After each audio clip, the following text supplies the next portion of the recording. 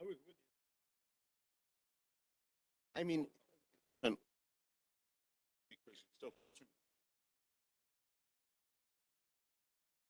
oh,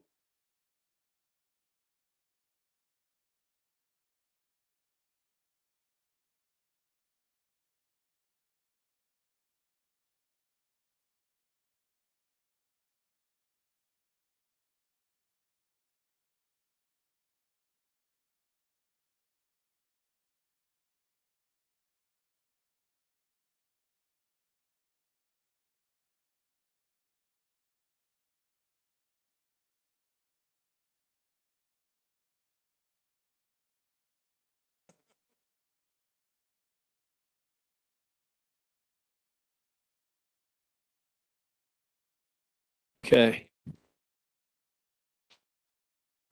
All right, good morning, everybody. When do we get started?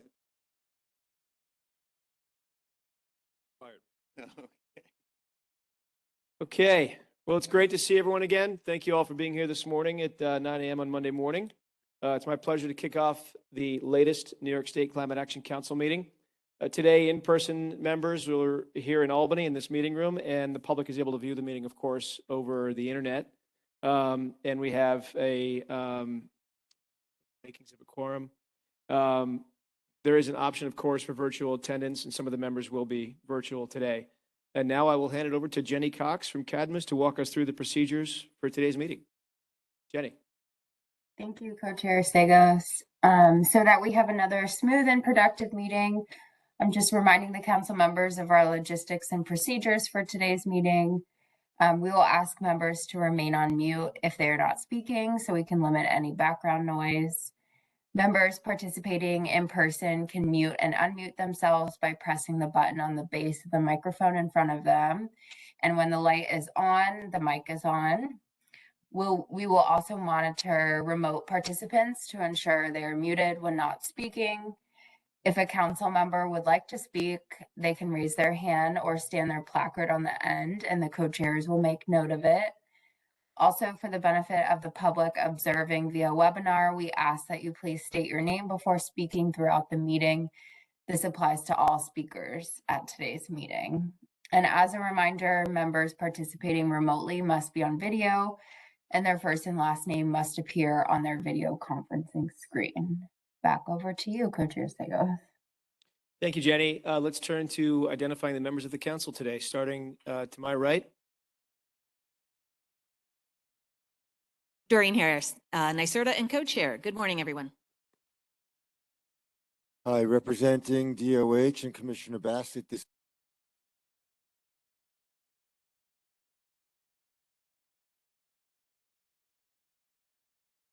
Good morning. Donna DeCarolis from National Fuel, in from Buffalo, New York. Rose Harvey from New City Parks. Commissioner Reardon from the Department of Labor. Peter Iwanowitz. Mario Salento, New York State AFL-CIO. Rory Christian, Public Service Commission.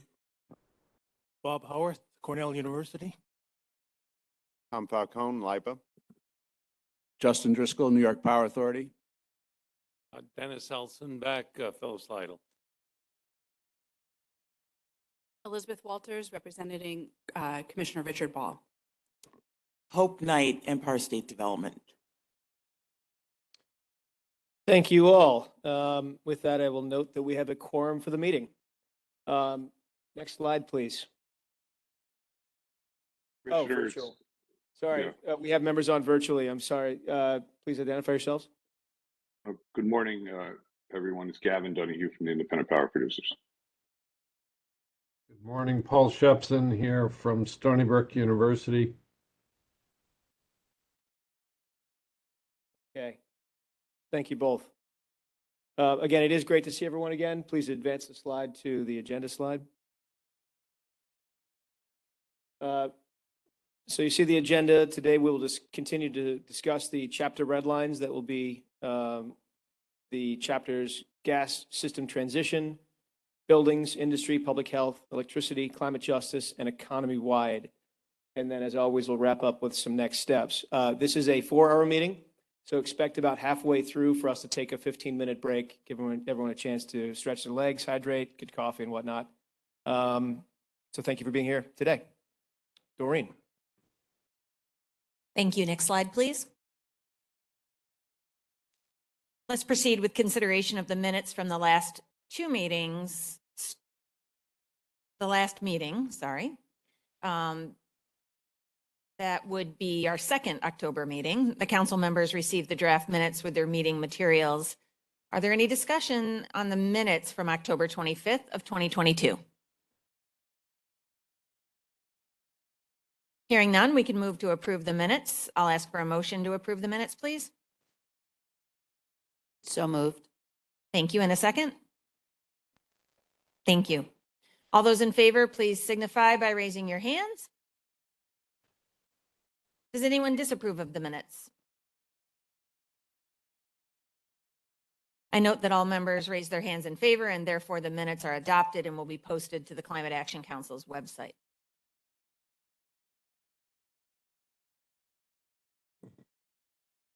Great, thank you.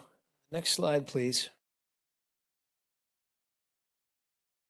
We'll start with some brief remarks and reflections. As you know, last week, of course, a big week in New York here with Governor Hochul elected as the first woman governor of New York State, and gives us a chance to continue a lot of her incredible work on climate. Also on election day, voters overwhelmingly, nearly 70% approved the state's $4.2 billion Clean Water, Clean Air, Green Jobs Environmental Bond Act. This funding is critical, as you all know, to ensure the resilience in New York State and provide much needed revenue and investment in many of the mitigation projects that we discuss on a regular basis. Very importantly, this also includes a mandate for 35% to 40% of our investments going into disadvantaged communities. Doreen. Next slide, please. And certainly wanted to observe three other milestones that we presented with the governor in this period of time. First, $3.7 million to bring innovative climate technology or climate tech manufacturing and products to New York State. This is called the MCORE program, run by NYSERDA to connect startups with supply chain partners, a really critical part of advancing these investments here in New York.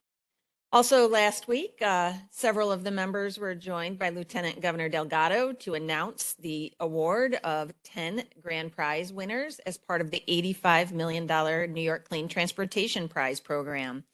Really exciting collaboration between the Public Service Commission, the staff of the Department of Public Service, NYSERDA, DEC, LIPA, NYPA, and beyond to really bring forward a program to enhance clean transportation, mobility options, and reduce harmful emissions through these innovative transportation solutions. So it was really an exciting time to recognize that milestone together.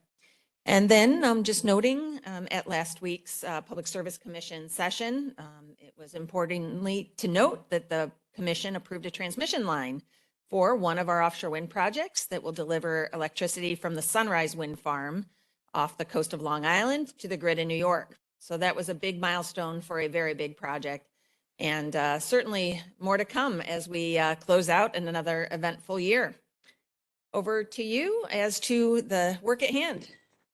Great. I will note that Ann Reynolds is here as well. And Raya, did you announce yourself? Raya is here as well.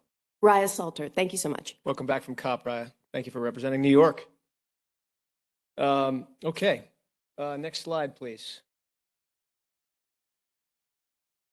Next slide. Well, so we wanted to put this up, obviously, because it represents an enormous amount of work. We are now at the far right edge of that timeline. Well, not far right edge, but we're in 2022. But if you look at the amount of work that we did since this law was passed, we just wanted to take a moment to discuss where we've been. We've been at this now for 2+ years, doing extraordinary work at the council level and with all the staff that have put in literally thousands and thousands of hours, with the input of tens of thousands of New Yorkers and the great work that we've done. So this is not to take a a victory lap. We have 2 more meetings, of course, after this one, the 19th, during which we'll vote on this. But it's a moment to, I think, just take quick stock of where we've been, take some pride in what we've accomplished, and then prepare ourselves for the work beyond, right? This is a plan, a very important plan, but then will guide us into 2023 and beyond as we look to undertake a series of programs and regulatory initiatives really to carry out this law, and very importantly, continue to engage the public in this as we go. So again, lots of work ahead. Our CAC work has been extraordinary and has brought, I think, all of us together, including agency heads, which in government is often not often thought about the efficiency of state government and how you can bring people together through investing them in climate solutions like this. So I thank you to this, and I'm pleased to see our very robust efforts result in some really cordial discussions as well. Over to you, Doreen. Yes, and next slide, please. So just a reminder really of where we are and where we're heading as we head toward our vote on December 19th. So certainly we do need to keep moving forward with the work of revising the draft plan so it reflects all that we've done and learned together in 2022. And so what we're talking about today is a continuation of a discussion of the edits that staff have drafted based on the feedback from the council and on the summaries of public comment and the work products from the subgroups. So these red lines, which we're here to discuss today, we're calling version 1 red lines. And specifically, all of your feedback received in writing or through the small group sessions has been captured and will be addressed. Today, we're going to be talking about the gas transition, the buildings, health, industry, economy-wide, electricity, and climate justice chapters. And as a general matter, just as we had spoken about last time, the feedback has been parsed into 3 categories. Topics best resolved through a discussion by the council, items that can be addressed through clarification or refinement of the text. So staff will be developing responses that will be provided to the members for review. And last, feedback items that are straightforward edits and will be handled directly. So based on the discussion in these meetings all throughout November, Basil Sagos and I as co-chairs will provide the final direction on the language that will be advanced to the full council as a version 2 red line. We would expect this to be a near final version of the plan and would discuss any final outstanding issues that members would like to make the case for during our December 5th meeting. Following week, the version of the scoping plan that would be voted on at the December 19th meeting would be provided to council members. So we obviously have a good bit of discussion to have today as we look to produce that V2 version soon. And in the meantime, let's start with the gas transition chapter. Jessica Waldorf, Chief of Staff and Director of Policy Implementation from the Department of Public Service, is here to walk us through that feedback. Jessica. Thank you, Doreen. So next slide, please. And next slide. So this slide here summarizes a number of the key discussion items that were raised during the mini feedback sessions with the council members. The first thing listed on the slide here is a discussion that we had around leak-prone pipes, where there was a recommendation to add language to identify strategic opportunities to retire existing pipelines as demand declines. The next discussion item revolved around the term used throughout the chapter, which is fossil gas, and a recommendation to change the term to quote unquote natural gas throughout the chapter. The next item was related to a specific section of the framework that speaks to the role of alternative fuels and technologies. And there was a recommendation to remove the first bullet within that section of the framework around the way that it characterizes the strategic use of alternative fuels. Specifically, there was a recommendation to remove the word strategic there and make sure that the language that we're using in the framework and throughout the chapter is consistent with the alternative fuels recommendations from that specific subgroup and consistent with the way that alternative fuels are characterized throughout the remaining chapters. The last bullet here is very similar to the above, and there was a recommendation to revise what is a newly added paragraph in this chapter on the potential use of renewable natural gas and green hydrogen to reflect some of the council members' feedback on the potential resource size of RNG and the ability for the gas system to accommodate blending of green hydrogen. Next slide, please. So this slide outlines a few of the different follow-up items based on some of the discussions that we've had and some recommendations from staff. The first is a consideration of using the following term throughout the chapter. We came up with fossil natural gas to keep in the statutory term of natural gas, but address the council members' concerns about the need to draw a distinction between natural gas and renewable natural gas throughout this chapter, but also throughout some of the other chapters within the scoping plan. A recommendation to add language to the sentence on protection of industry workforce for the opportunity for decarbonization and operation of the gas system as it transitions, including the potential use of alternative fuels. A recommendation to add consideration of financial incentives for the retention of gas system workforce while the gas system transitions when describing some of the protections that are included in the chapter for the existing workforce and equitable transition plan. Next one is to ensure language on the review of existing statutory provisions is consistent throughout this chapter and in alignment with how it is characterized in other chapters. There's the text that relates to this specific recommendation is not consistent within this chapter, and so there is a recommendation to make sure that when we're speaking about statutory provisions, we're consistent throughout. And the next one is within the framework, there was a recommendation to connect the specific actions described in chapter 12. And specifically there's detailed actions. The way that the language reads is detailed actions here that ensure reliability, energy delivery resilience, and an affordable transition for consumers. And so the recommendation was to make sure that we're consistent in the language we use in gas. And then the last item here is a recommendation to delete the second bullet within the section of the framework that relates to consider use of existing gas infrastructure. Next slide, please. And then this slide outlines some of the editorial feedback that we received from the council members. And the first item here is there was a set of feedback around the language being clear on the issuance of permits for gas infrastructure projects. And the way that that sentence is worded to kind of rephrase it to make sure that an analysis on safety and reliability is conducted prior to denial of an infrastructure permit. When using the term downsize, change it to strategically downsize and decarbonize for consistency throughout the chapter. Update text regarding quantity of leak-prone pipe to reflect the progress the state has made in reducing it. Stakeholders should, there was a recommendation within the key stakeholders section to make sure that we include unions. And when listing specific agencies to be involved in the development of the gas system transition plan, be sure to include Department of Labor and the Office of Just Transition. And a need to check the consistency of language to make sure that when we're speaking to alternative fuels, we're being consistent throughout this chapter as well as others. And a recommendation to delete the text related to methane emissions from the gas sector that suggests emissions have been relatively flat since 2005, so remove that part of the sentence. And when referring to methane emissions, use the term significant versus substantial. And in the language related to emissions analysis for consideration of alternative fuels, ensure that we are being consistent with requiring an evaluation of the full life cycle of greenhouse gas emissions throughout.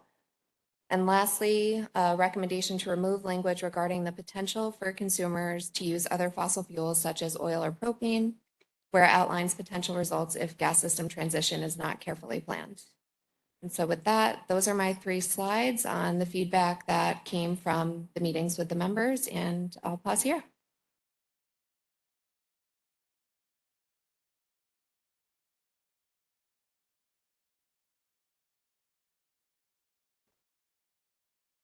Thank you, Jessica. I am getting a note that some of us are hard to hear, so if we can just try to get very close to the mics, that would be great.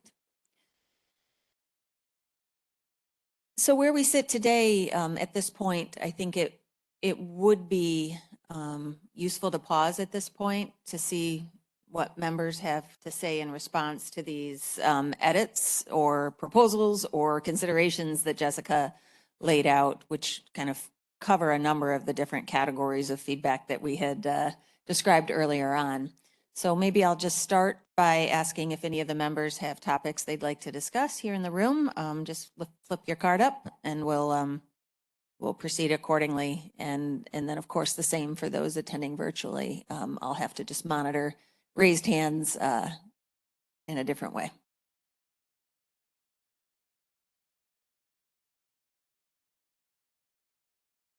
Okay, here in the room, I see Bob's card is up. We'll start there. Thank you, Doreen. I'm not sure if I have a specific point or not. I was wondering if we could go back through the 3 slides though, because you did a fine job, but you went through them fast. And particularly the first one perhaps, which as I Certainly. understand that the first one is where you think the issues are more contentious and we're moving towards less contention. So perhaps we could just take another look at the first one.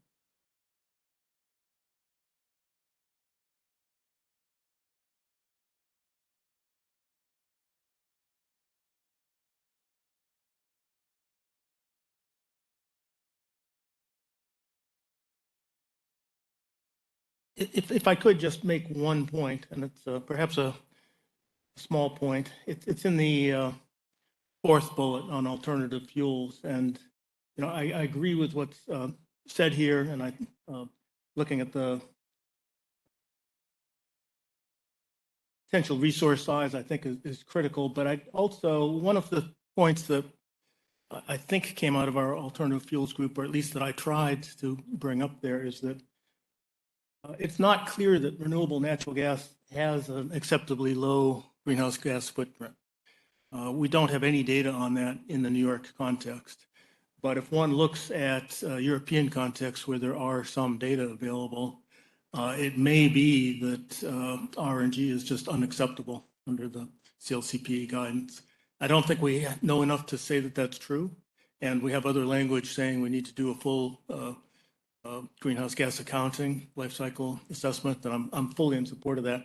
But perhaps just highlighting that there's uncertainty here, and before the state rushes forward with endorsing RNG, we should have a better understanding, better data, a closer look. Thank you.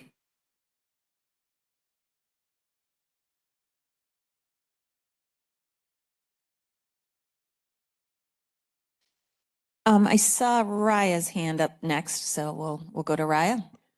Yes, thank you so much. I, of course, completely support Bob's comments on the inappropriate inclusion of RNG when the science tells us that it may not be CLCPA compliant, although I do recognize that the chapter framework includes an analysis of that before we go forward.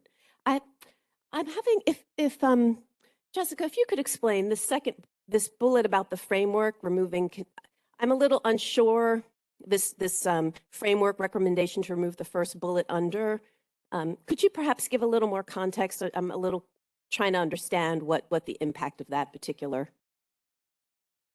Sure. Yep. So,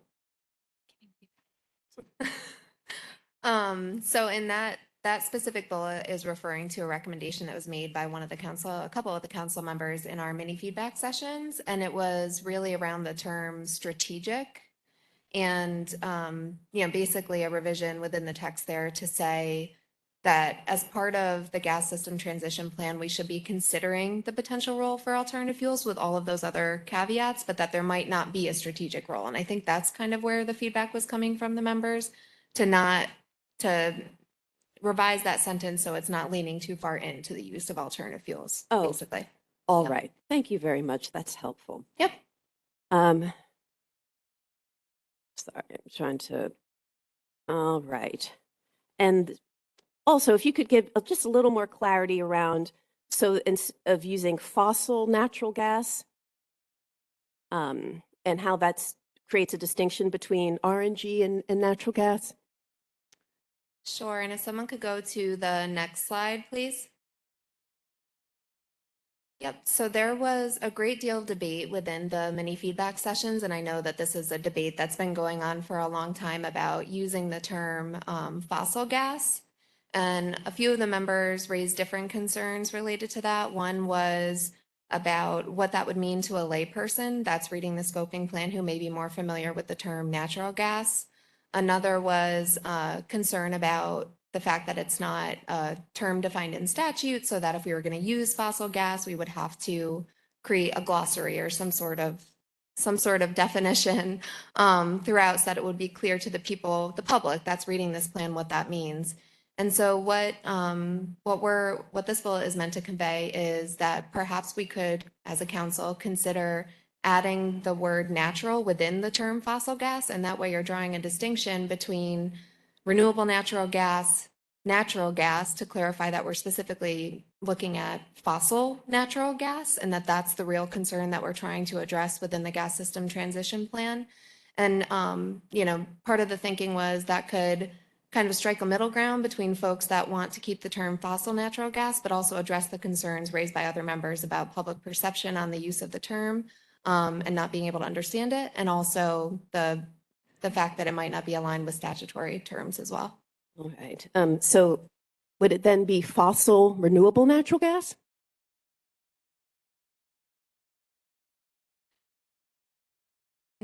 That's not what the what the recommendation was. I will say that there's a bunch of terms used throughout the scoping plan, like fossil fuels. Fossil fuels could includes natural gas and other statutory definitions. And so we were trying to basically come up with a term that folks could agree with, but also make sure that we're being consistent throughout the plan. And I think we've removed, in some of the editing, I don't know that we use the term natural gas in other sections, but originally there was a bunch of terminology confusion throughout the entire plan. So we're trying to be consistent. All right. Well, thank you. I was supportive of fossil gas, but all right, there we are. I want to say, I believe the alternative fuels bullet on the slide 1, newly added paragraph on potential use of RNG. If you're referring to, I strongly support language on the inclusion of the viability and realistic application and the cost of these technologies. I presume that's the paragraph that I very strongly support that paragraph. And also just think we need to strike, which slide are we talking about? We need to finally strike once and for all this, when we're talking about downsizing, we've got to strike decarbonize. We've talked about it many, many times. It doesn't belong there. And I feel that we arrived at, I think, a strategic downsize without decarbonize. That would be my comment. Thank you.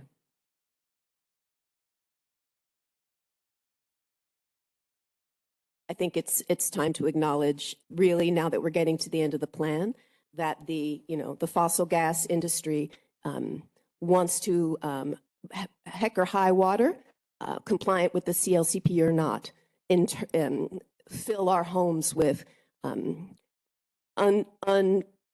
untested, unknown fuels that will maintain their business model, and that we need to have this process be in the public interest and not the private interest. Thank you. Thanks, Raya. Just making sure that completed your feedback for now, Raya. Okay. I think this topic of this definitional question is one that is going to persist throughout the comments. So I see Pete Costello here from NYSERDA. I don't know if John Binder's on from DEC, but I was wondering if either one of them would want to weigh in on this question as to sort of the terms, how they might be used depending on the context, and specifically if there's any point of view from a legal perspective that we should be thinking about as well. So Pete, sorry to put you on the spot, but asking how you might weigh in on this. Sure. But no. Okay.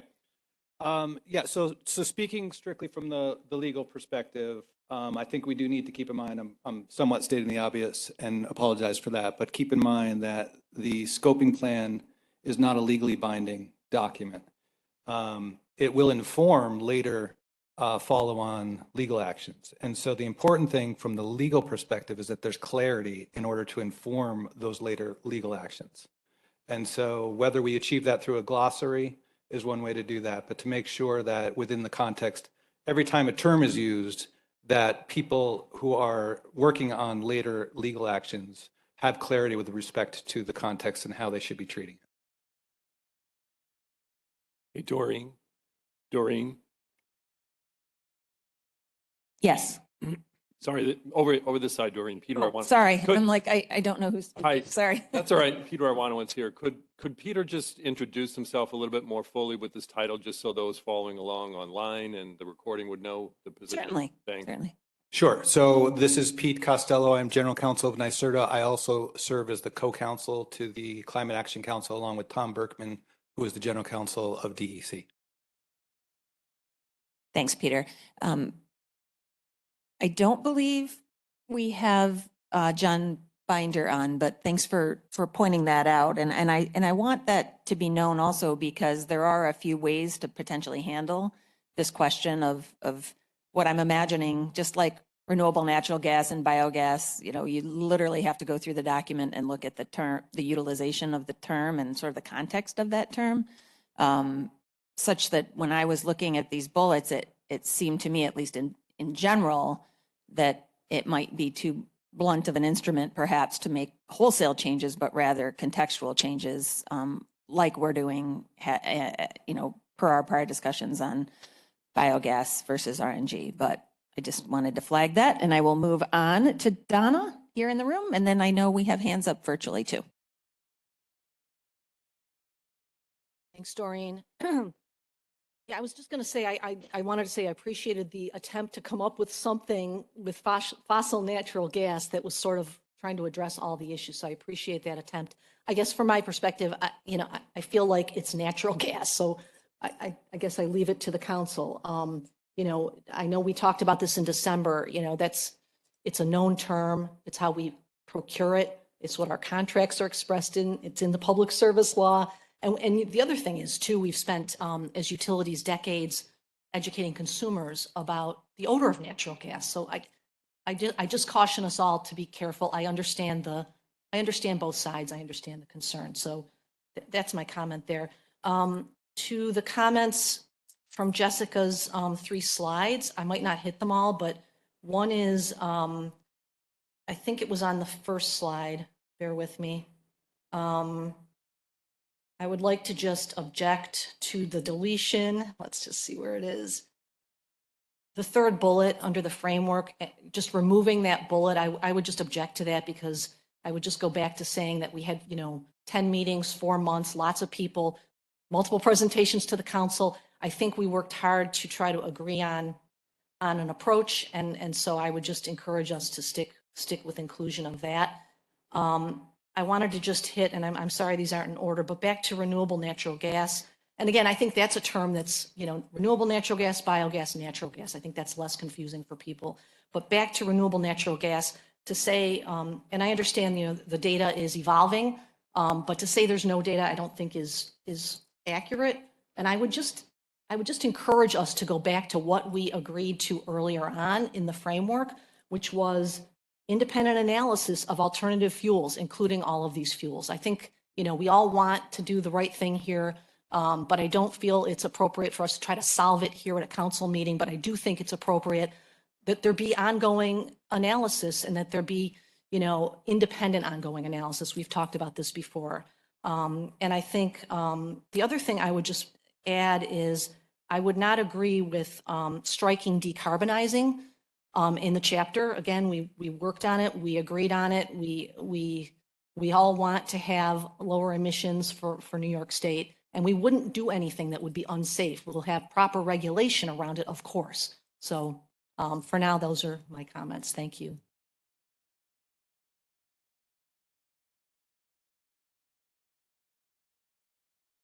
Thanks, Donna. Looking at the virtual attendees, I think I got a notification. Gavin, your hand is up. Yes, good morning, everybody. Hope everybody's well. I apologize for having to be virtual today. I agree with many comments that Donna raised with the word fossil. I'd like to ask the chairs a question. Is it appropriate for me to ask Peter Costello a question about this issue? Yeah, sure. Yeah. I speak for Peter. Yes, it's fine. Yeah, okay, Peter, thank you. And I also agree with Donna too, that I know the staff is trying to make an attempt to accommodate the council members here, and I appreciate that. Peter, does the word fossil appear in any regulation or statute pertaining to NYSERDA, the PSC, or DEC?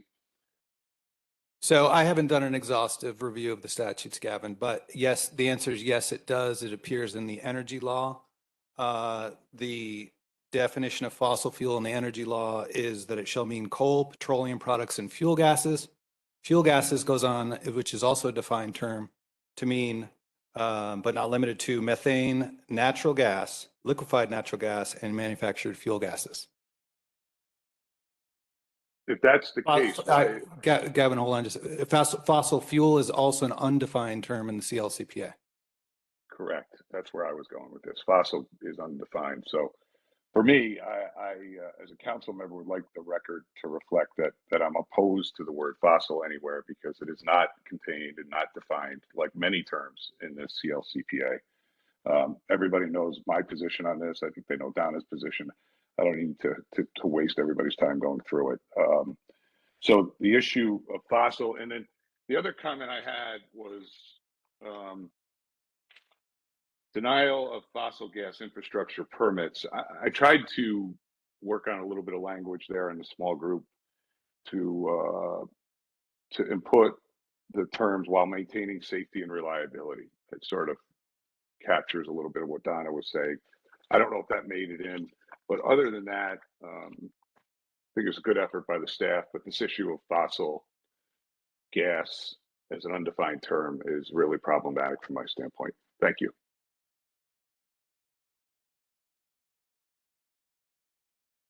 Thanks, Gavin. And Paul, I think your hand was up as well.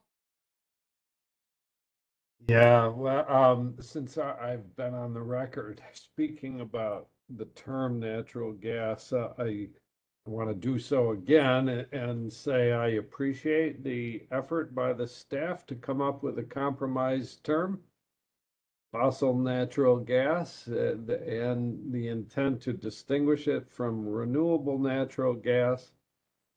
But let me just add that in light of what Gavin just said, and for a variety of other reasons, I really think that the document needs a glossary of terms where we do the best we can in that glossary to define what we mean by those terms one time, and the reader can make use of such a glossary. I mean, otherwise, there will be confusion. But I do think it's a reasonable compromise and appreciate the effort.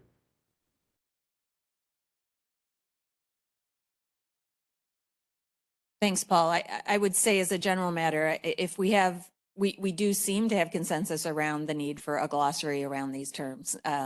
So I, for one, can say that's going to be something the team will be working on across all of these terms that we've been discussing today. I see Mario, it's part up here. Is he up here in the room? Thank you, Doreen. I just want to say thank you again to the staff for including the pieces on unions as stakeholders and also including DOL and the Office of Just Transition. I just want to be clear again, making sure that we have labor standards and protections throughout this chapter and all appropriate chapters, and maintaining our flexibility. I just want to be on the record again as making that mention. Thank you very much.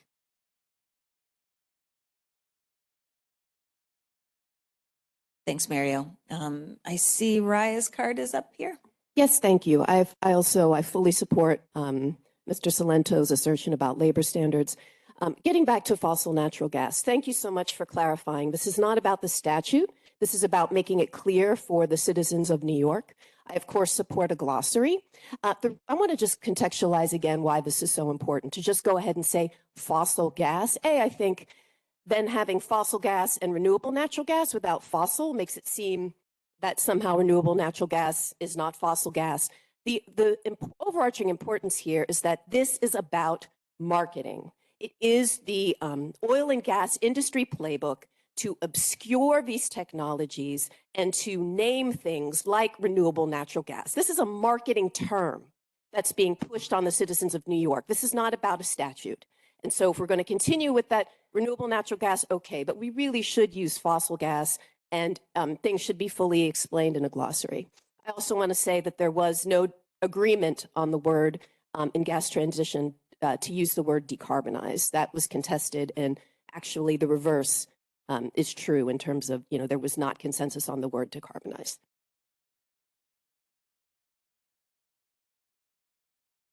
Thank you.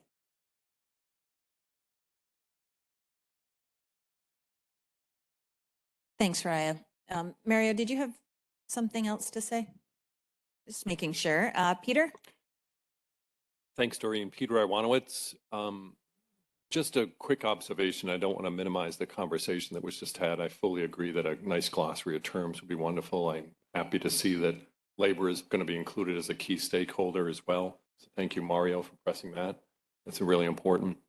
Maybe I guess my observation is if you look at all the chapters, full electrification of buildings as fast as possible, full electrification of the transportation as fast as possible, faster we can move away from a definition of fossil, renewable, or any gas and moving away from burning, better off we'll be.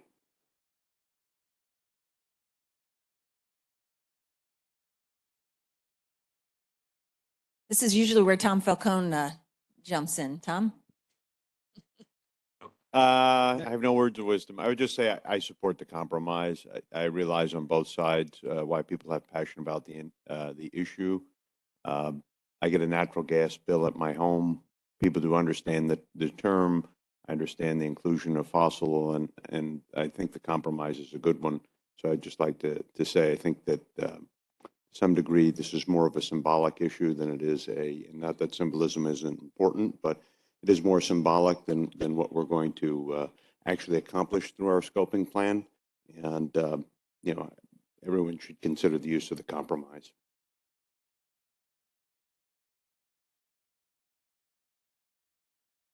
Bob? Yeah, thank you. I agree totally with Tom. I think it's a fine compromise, and I think there are many more important parts to our plan, but I think it's a fine compromise. Thank you. Rose? I agree as well. I think we should move on, and you can have a glossary as well to define everything, and let's go with compromise.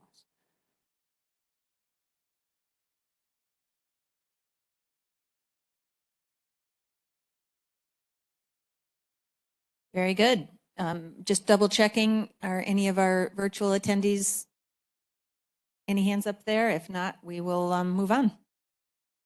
Donna, or Doreen, it's Gavin. Yep. Just very quickly, I think it's important to be accurate legally. The public service law does not have the word fossil. It has natural gas. The CLCPA has an undefined term. If we want to go along with a glossary, that's fine. But I just want to be clear as a council member where I sit on this issue. And the other issue I have is on page 10, 18.3, the process going forward. The plan should be developed in consultation with utilities. It says environmental justice groups and sectoral experts. I think it's important to add the word power plant owners there. We need to make sure that we're part of this process going forward. That is the only term, and I think we should, like everyone else said, move forward on this issue. I've made my point. I think others on fossil, we're just never going to agree on it. So move forward, and I just want the record to reflect my sentiments. Thank you.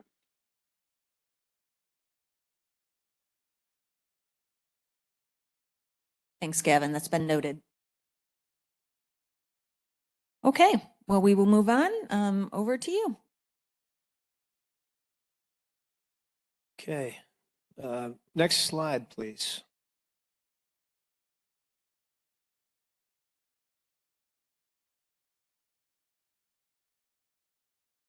So now we'll discuss buildings.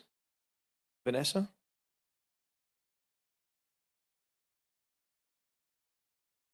No. Is that better? Yes. Loud for me. Good morning. My name is Vanessa Ulmer, representing the agency staff team supporting finalization of the buildings chapter. We, of course, appreciate the council's ongoing input, and the items highlighted for discussion today focus in particular on comments and clarifications around text that was added in the red line edits. Next slide, please. So first, for strategy B2, text was added to describe directly in the chapter that any state emission standards for building equipment will be developed and proposed through a full public engagement and comment process, as is required under the statute. The standards development process would consider consumer costs and benefits, technical industry and grid readiness, building level resilience, and the potential for future connection to a clean thermal energy network. It seems this added text was well received by the council members overall. A council member did recommend to add distribution system readiness among the listed considerations, and also to align this text with the gas system transition framework. I would benefit from any specific points that are suggested for alignment with the gas system transition framework, and of course, any other input. Second, a new strategy was added to the chapter to support development of thermal energy networks that provide a clean heating solution for buildings and a just transition employment path for gas utility workers. A council member observed that the strategy uses the term clean very broadly in describing thermal energy networks. In order to be more specific, the member proposed that the strategy describe support for zero emission thermal energy networks. So as is discussed in the chapter, this strategy aims to align with the state's Utility Thermal Energy Networks and Jobs Act. So I checked that statute, and I'm going to read directly from my notes here. That statute defines thermal energy to mean piped non-combustible fluids used for transferring heat into and out of buildings for the purpose of eliminating any resultant on-site greenhouse gas emissions of all types of heating and cooling. That statute also directs the Public Service Commission to create fair market access rules for utility-owned thermal energy networks to accept thermal energy that aligns with the climate justice and the greenhouse gas emissions reductions requirements of the Climate Act, and that does not increase greenhouse gas emissions or co-pollutants. So my suggestion to the council is that we add specificity to the description of thermal energy networks in the buildings chapter based on these points that I noted from the state's Utility Thermal Energy Networks and Jobs Act. Third, at the council's request, additional discussion of regional distinctions between upstate and downstate New York was added to the buildings chapter. This included designating 3 regions as the coldest regions in New York State. We'll share the basis for that characterization today.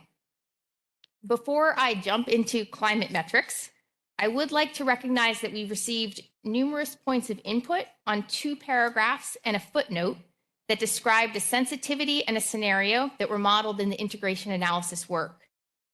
The agency staff team will carefully review the text in the buildings chapter to ensure that the inputs and findings are accurately described and to use terminology that is consistent with the final integration analysis.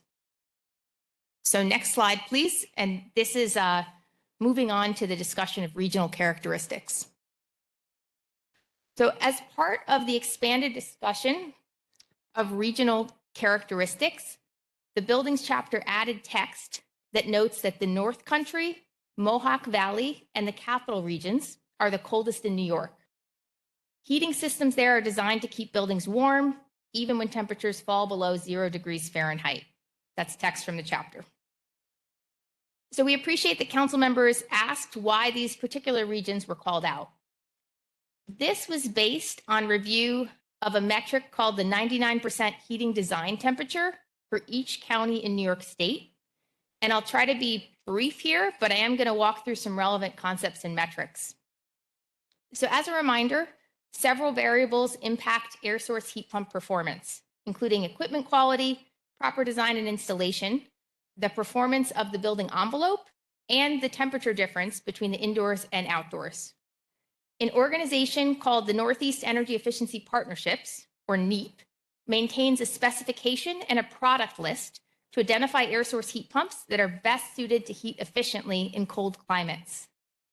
These cold climate air source heat pumps do work well in New York's climate, but in very cold outdoor conditions, their heating capacity, or the output from the heat pump, and the efficiency drop. Now, for a cold climate air source heat pump to be listed on the NEEP list, the manufacturer needs to report the product's heating capacity at 5 degrees Fahrenheit, and the equipment needs to meet or exceed a specified efficiency at 5 degrees. So that's why this slide mentions 5 degrees Fahrenheit. It's not kind of coming out of thin air. It's tied to this NEAP cold climate air source heat pump product list. And just as another reminder, ground source heat pumps perform well in extreme temperatures since heat is exchanged between the building and the stable ground temperature. So when we consider an air source heat pump product, it's important to look at temperature extremes. In New York, southern and coastal regions, including regions on the Great Lakes, tend to have winters with minimum temperatures that stay above 5 degrees Fahrenheit. In colder, mountainous and northern regions, temperatures fall below 5 degrees. The map on the right side of this slide shows this visually, where you can see these are minimum temperatures in January over a 30-year average, and you can see that the blue and the light blue are the coldest temperatures in the state. Next slide, please. Now, it is, of course, important to recognize that there are multiple indicators of winter conditions. And we know that as we meet here today, Buffalo and Erie County are digging out of a historic snowstorm. So not minimizing that at all. The metric which the industry uses to design and size building heating systems is called the 99% heating design temperature. This is the outdoor temperature that a location stays above for 99% of hours in a year based on a 30-year average. Turning that around, the outdoor area where you live is going to be colder than this heating design temperature for only 1% of hours in a year. So coming back to the chapter text, counties in the North Country, Mohawk Valley, and Capital regions had the lowest heating design temperatures in the state, which was the basis for characterizing these as the coldest regions. Here in the Capital region, the heating design temperature in the Albany area is 1 degree, but in multiple other counties in the Capital region, it's -3 or -4 degrees. Now, anywhere north of Westchester in New York State, heating design temperatures are in the single digits, but they're lowest in the 3 regions identified in the text. So thank you for your patience with that explanation. I know it was a lot, but I did want to be clear on the metrics that we were using. Next slide, please. This is my final slide. We've also identified points for direct follow-up with council members, including those noted on the slide. So each chapter includes an emissions overview box up front. A member commented that some of the methane emissions associated with the use of gas for heating in buildings is counted in the industrial sector. We'll follow up on the accounting used for the emissions overview boxes across chapters. We received comments on heat pump performance and life cycle cost, including with reference to a study that was released last month. We also received comments on the zero emission codes and standard strategies in this chapter, as the council has discussed in recent meetings. And a member recommended that the chapter adjust certain terms and add text to expand attention to the development and use of alternative fuels as an option to decarbonize the building sector. Finally, we received feedback that we'll address directly in the forthcoming redline edits. A member recommended adding some additional points regarding attracting clean tech manufacturing, and that the buildings sector overall should expand the upfront discussion of anticipated job creation, including responsibility for market research, the types of jobs that are anticipated to be created with a tie to needed workforce development, and how disadvantaged communities will be prioritized. It was brought to our attention that the term public funding was unclear when the chapter discusses public funding for equitable building decarbonization. We will clarify that this term includes state, utility ratepayer, and federal funding, as well as tax credits. As I noted earlier, we will refine descriptions of the integration analysis scenarios that the chapter references, including to make sure that findings and terms are 100% consistent. And likewise, we will check for consistency and align language with the gas transition chapter. Thank you.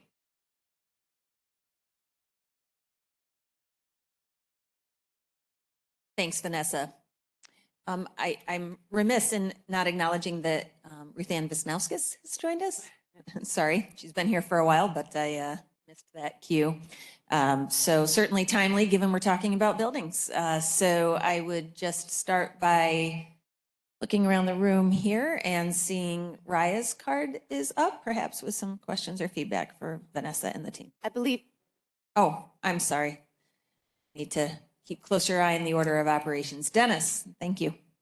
Ryan is way too polite, but I appreciate everything about her regarding that. Dennis, can you just get closer to the mic? Thanks. Yeah, so one of the, this section really hit on workforce development a great deal, which I do appreciate. Because if you really think about where most of the activity in decarbonization or even energy efficiency or activities surrounding how to upgrade and look at the distribution network, it's going to happen where energy is at its most intense level, and that is in our cities. Predominantly, it's in our disadvantaged communities simply because there's not been a lot of investment in those areas, particularly in Rust Belt type neighborhoods. So we really have to focus on what workforce development really is. Start defining that a little bit clearer, because somebody who's in the industry, I can't follow some of what's written here. Certainly would like to help. The piece that I think, and this is a statement I would make across almost all of our chapters relative to end use, like transportation and buildings, is the lack of economic development mentioning. If you look at the potential for multiplier effect, it's actually in manufacturing, and yet we're not touching on it. We talk about new technologies for low temperature, this, that, and the other thing. Well, where is that being built? And are we looking at this from the point of view is, are we doing the appropriate studies, market assessments, economic development planning? I am not seeing any of that in that. And I think it's up to us to make mention that we have an opportunity for economic activity of biblical proportion, but we have to purposely say it. It's not happening. The silence from economic development is deafening, and we have got to get better at this, or we're going to miss the biggest opportunity. These new businesses, these new strategies of products and services will occur somewhere. Why the hell not in New York? And especially in our Rust Belt neighborhoods that are actually poised to be able to accept this. What limits them? Lack of infrastructure, lack of electric capacity, a lack of awareness. I want to start seeing incentives to rebuilding. We keep saying smart growth. What the hell is that? Well, that should be something that we should be focused on in bringing these newer technologies into our Rust Belt neighborhoods, bringing the jobs back to the community as opposed to seeing them exit these communities. We have an opportunity. I just don't think we focus enough on economic development, and we need to get better at it. Thank you. Thanks, Dennis. I do agree. If you have specific points within the document that should be highlighted, please raise them. Because I think we would all agree, those benefits that we see moving forward include economic benefits, right? Like that's part of the equation. Raya. Thank you for that. I certainly agree with Dennis about the need to work in more economic development language in the chapter, and I'm happy to suggest more language about that. I also want to bring back, when we think about economic development, opportunities for economic development, the need for investment in the distribution system and other systems, creating ecosystems of opportunities, it makes me think again of the reforming the energy vision conversation that New York led on so prominently, and utility business model reform. And I think it's almost this new wrinkle, I think, that we are doubling down on disadvantaged communities and economic development in the context of REV. And it's also important to think about how the private sector will be able to get involved, because we know the investment that's needed is more than the public sector will be able to provide.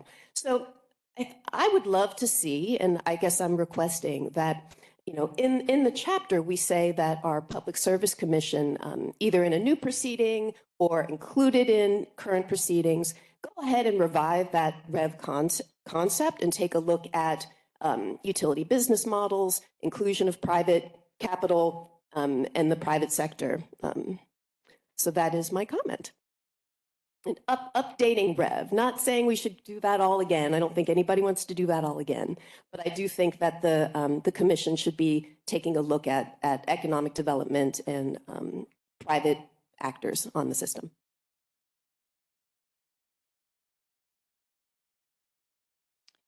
Mario?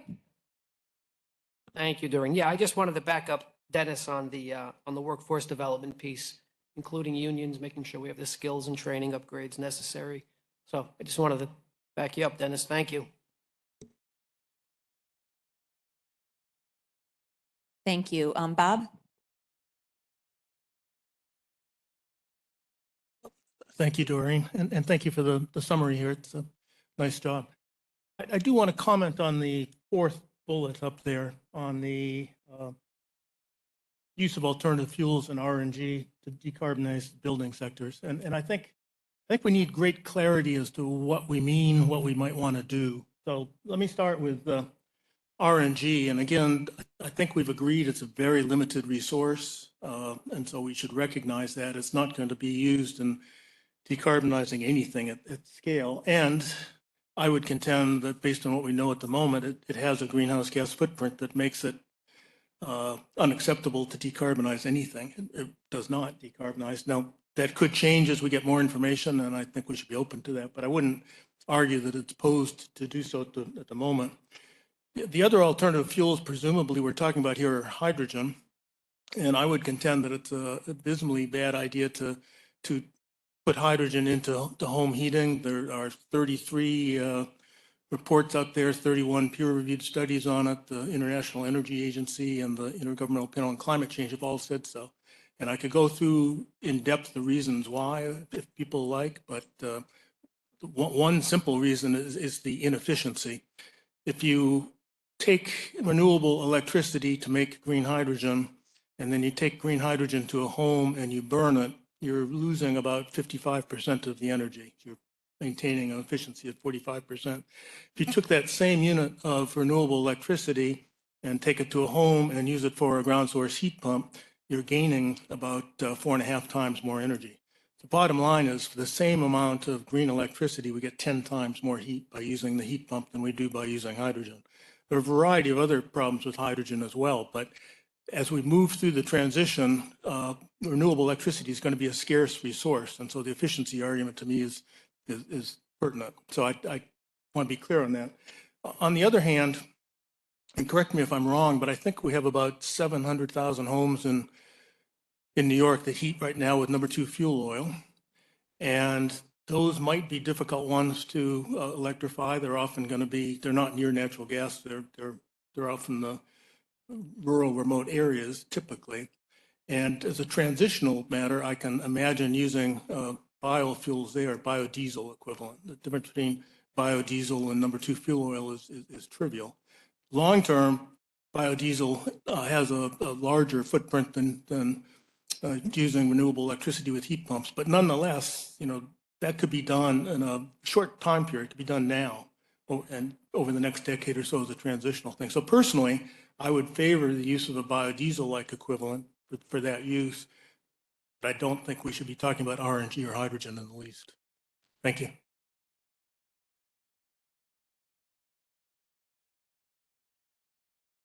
think Peter was next. Doreen, I don't know. Sorry about that. I don't know if you wanted to go to the virtual ones to see if anybody's up there or no. There's no one with a hand raised. Okay, great. Yeah. So Vanessa, thanks for that lovely overview. I wanted to touch on one piece of it though, which is on your first slide. I don't know if we can pull that slide up. It was a recommendation B6 related to the thermal energy network. So I may have been the person you were referring to here, I'm not sure, but I do think we do need to clarify in this document and recognizing that this is the climate plan is, as Pete Costello mentioned earlier, it's not legally binding, but it's setting directionality. And I think the statute is wonderful that allowed for new industries to flourish, and the gas utilities to get involved in a new industry is really, really important. It's going to be great for the workforce. But there was a limitation, and you read that sort of language out there. And it's the whole issue of moving combustion off-site. And while we're going to be moving non-combustible fluids, in these thermal networks, the statute is a little bit short on the definition of the energy source that will move that. And I hope we can agree at a council that that should be a zero emission energy source. We shouldn't be, and I'm just going to throw out a hypothetical, we shouldn't be combusting solid waste to then drive as an energy source non-combustible fluids. We should really be striving to have the energy source for that thermal network be zero emissions. It would really be, I hope this isn't controversial, but really would be a limitation on moving combustion on-site to off-site and then combusting fuels to move that fuel through. So I think that's my larger point here, is that we should be striving for the energy source for thermal networks to be zero emissions.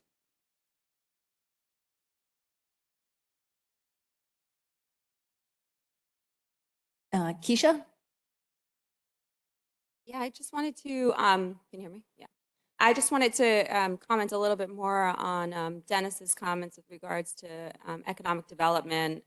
Within the land use and local government chapter, it does talk quite a bit on smart growth and advancing comprehensive planning. And I think you're completely right. The Rust Belt cities, which we now call legacy cities, they are prime opportunity areas. And we've really been pushing for a lot of comprehensive plans to be updated to better ready them for what we do see as a great amount of economic development growth, especially within these sectors, because these are long-term jobs and long-term manufacturing opportunities. And just also reflect that a lot of the economic development talk is in many sections. And so I do think thinking about specifically in buildings, especially as it relates to the trades, maybe there is some language that could be added there, but there is quite a bit of language sprinkled throughout. And even on the land use and local government, we'll take a look just to make sure that we're having the level of specificity. I think it's there, but we could take a look at that as well.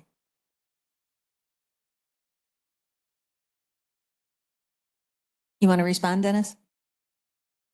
No, I appreciate that we mention these things and they're sprinkled throughout. We say a lot that's sprinkled throughout.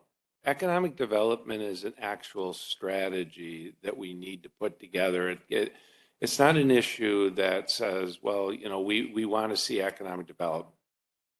No, it's a market assessment. It's a skills assessment. It's looking at the CLCPA goals that are out there and breaking everything down into either a component product or service or a component subassembly. And then creating a marketing effort to attract those type of businesses to New York, especially in our Rust Belt neighborhoods. But it's also an assessment of existing manufacturing to look at repurposing or expanding their business in order to take part in the objectives for the CLCPA. So I do appreciate that it is, and I do agree with you because I've read it. But when I read chapters like buildings, I think we got to be more specific on what an economic development plan is. It's not just we want economic development. That's not enough. We should almost have the state develop an economic development plan around CLCPA so that we're not guessing or we're not like, oh, someone showed up at my door and they happen to do green tech. Wow. But I appreciate exactly what you're saying. I just think we should formally request that the state put together a plan, a real economic development plan, including market assessment. So thank you.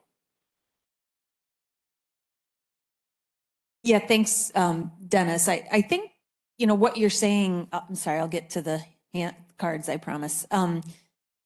We're already seeing that happen, but your point is a more comprehensive approach. I mean, we see opportunities for our climate policy to inform our economic development policy, as it should, right? Like that should be a natural knock-on effect. We saw it obviously with the Micron deal as a perfect example of the ways in which, we're beginning to make those policies align, but, certainly more to come and specific to your point with respect to manufacturing. I think, sorry, Donna, I'm not meaning to skip you, but I think Rose might want to speak to this question. Do you have your mic on, Rose? Now. There we go. I agree that having economic development sprinkled throughout may not be enough, and that a plan or putting it together as the strategy is really, really important for jobs, for unions, for everything. So I think there's more to just having language in each of the chapters. And I don't think we have one just purely on economic development. We don't, right? Yeah.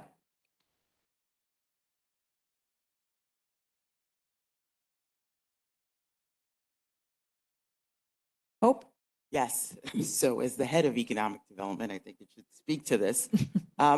So there are many initiatives in the chapters that speak to putting together strategies, expanding opportunities, looking at ways for economic development to be infused in the scoping plan. Maybe there is the opportunity to sort of take an overview of it, have a separate chapter, and combine many of these efforts. Yeah, we'll definitely take a look at this in the next version. I think it's a really good point. Not sure we're going to get a new chapter in the next 3 weeks, but we Have a summary. definitely, the point is well taken and agreed to, certainly. Donna. Thank you. So just something that struck me when I read this chapter, and I know when we discussed it, I think it was last week. I just want to read from this because I had forgotten that it was this definitive in the chapter.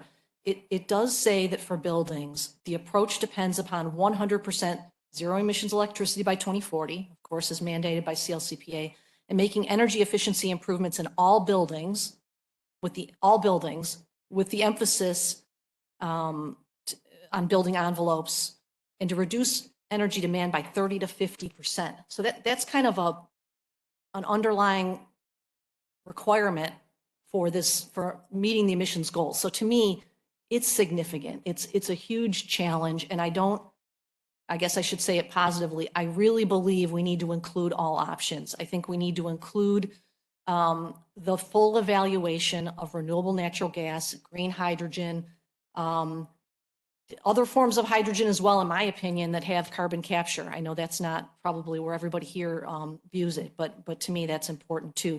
And I feel like, we had the alternative fuel subgroup, we had 9 meetings, several presentations. We really went through it in a lot of detail. And I guess I just stand by that group effort to make sure that we fully evaluate it and consider it, because we need all options to help us meet these goals. So let's consider it and let's do it correctly. I think to just say renewable natural gas is too small, I get it's finite. It is finite. The feedstocks are there, but the feedstocks include organic waste, food scraps. They're going to keep growing. They're going to be available. We want to do something to capture those emissions and to help use those in a productive way to reduce emissions for the state of New York. So to me, we need to include those options.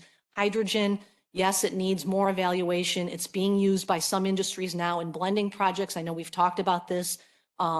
There's other states that are blending it. There's national projects working on this. Many of us are part of a national consortium, the Low Carbon Resources Initiative, that's looking at how to scale this and to do it safely with, we have dozens of engineers at our own company participating in this. This is something we all want to accomplish, and I really believe we can accomplish it safely, and we can do it in a way that will help New York reduce emissions. So I think we need to include the full evaluation of it. Thank you.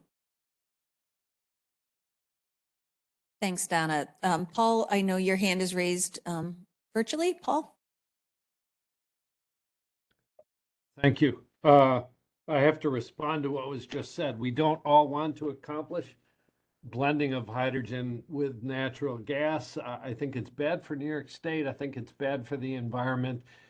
It's thermodynamically unwise, as Bob discussed, in terms of the efficiency. It should probably never be burnt because we're using the renewable electric power unwisely. What I raised my hand for, however, was to just thank Dennis for his comments about the importance of economic development and stressing that, we really do need a green economic development plan in New York State. There's been quite a bit of focus on the analysis of net benefits and focus on human health. I think everyone understands that one of the greatest contributors to human health is a strong, healthy economy, the availability of jobs. And I think it's essential that in some way we recommend that New York State develop a green economic development plan. Thank you very much. And thanks to Dennis for putting that issue front and center. Thanks, Paul. Looking to my, no, Commissioner Reardon was next. Thank you. To Paul's point, and thank you, Dennis. Dennis and I have talked a little about this before. If we're going to do workforce development, then we need to know what those economic drivers are, and we need to help young people understand that that's the path that they want to get on. The more nebulous we are, the less prepared our workforce is. So anything we can do, Micron is a perfect example. We can go to Central New York and say, this is coming. This is the kind of training you need. These are the ancillary support systems that are going to be necessary. And young people can plot their career path. If we're not specific, it won't happen. And we'll be sitting there scratching our heads saying, why aren't young people asking for these jobs? Because they don't know about them.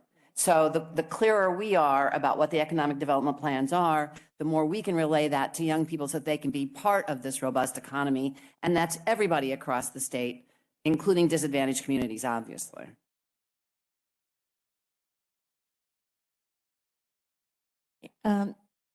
Rose and Ann, I'll let you self-select. That's a holdover. I actually was going to comment on something other than economic development. So if that okay, or for anyone who wants to keep on that one. But I just wanted to make an overarching comment about the buildings chapter, because although we tend to talk about some of the more controversial parts of it, they're at the margin. And the bulk of this is about three things that I think are worth mentioning. The new building code, the benchmarking and disclosure, and addressing existing buildings. And I advocated for the passage of the building codes and efficiency standards bill, as did many, many other people, and was hoping that the building code would be updated as soon as possible. I was disappointed that that was delayed by a year, but I was convinced by the presentation that the Department of State made about the timeline and how it would be good to build our nation-leading code on top of the most recent national standards. That being said, I appreciate the edit to the text that clarified that the code would apply to buildings that are applying for permits in 2025. I think it was good to include that for clarity.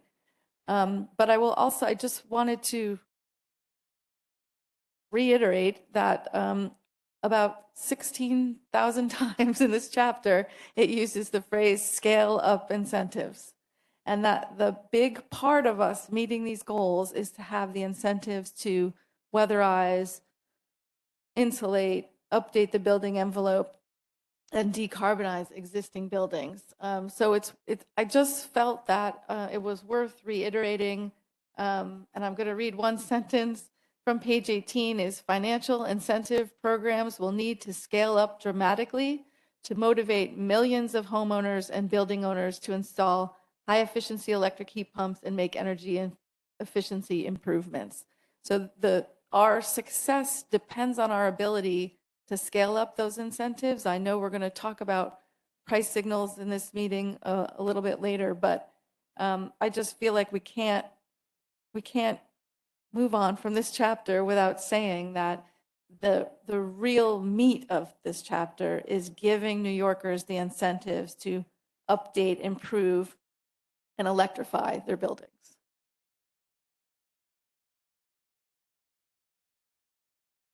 Thanks, Ann. And certainly we're, as we are advancing even the near-term action to fulfill the governor's directive of 2 million climate-friendly homes, we really are looking at what it takes to get from here to there. And I appreciate you highlighting sort of both sides of the equation, codes and incentives. I know Gavin's, oh, you have more, Ann. Sorry. That's what I realized how I got here. While we were talking about economic development, I mean, that in itself is such a fantastic economic development program because you can't outsource all of those jobs working on buildings and weatherizing. Those are real local in-state jobs, and not to minimize all the other supply chain economic development we want to do. But it's so important to meet our climate goals, and it means a lot of jobs for New Yorkers. Yeah, fair enough, including the job study that we all reviewed last year, where this is the vast majority, in fact, of jobs that will be created. Gavin, I know your hand is up virtually.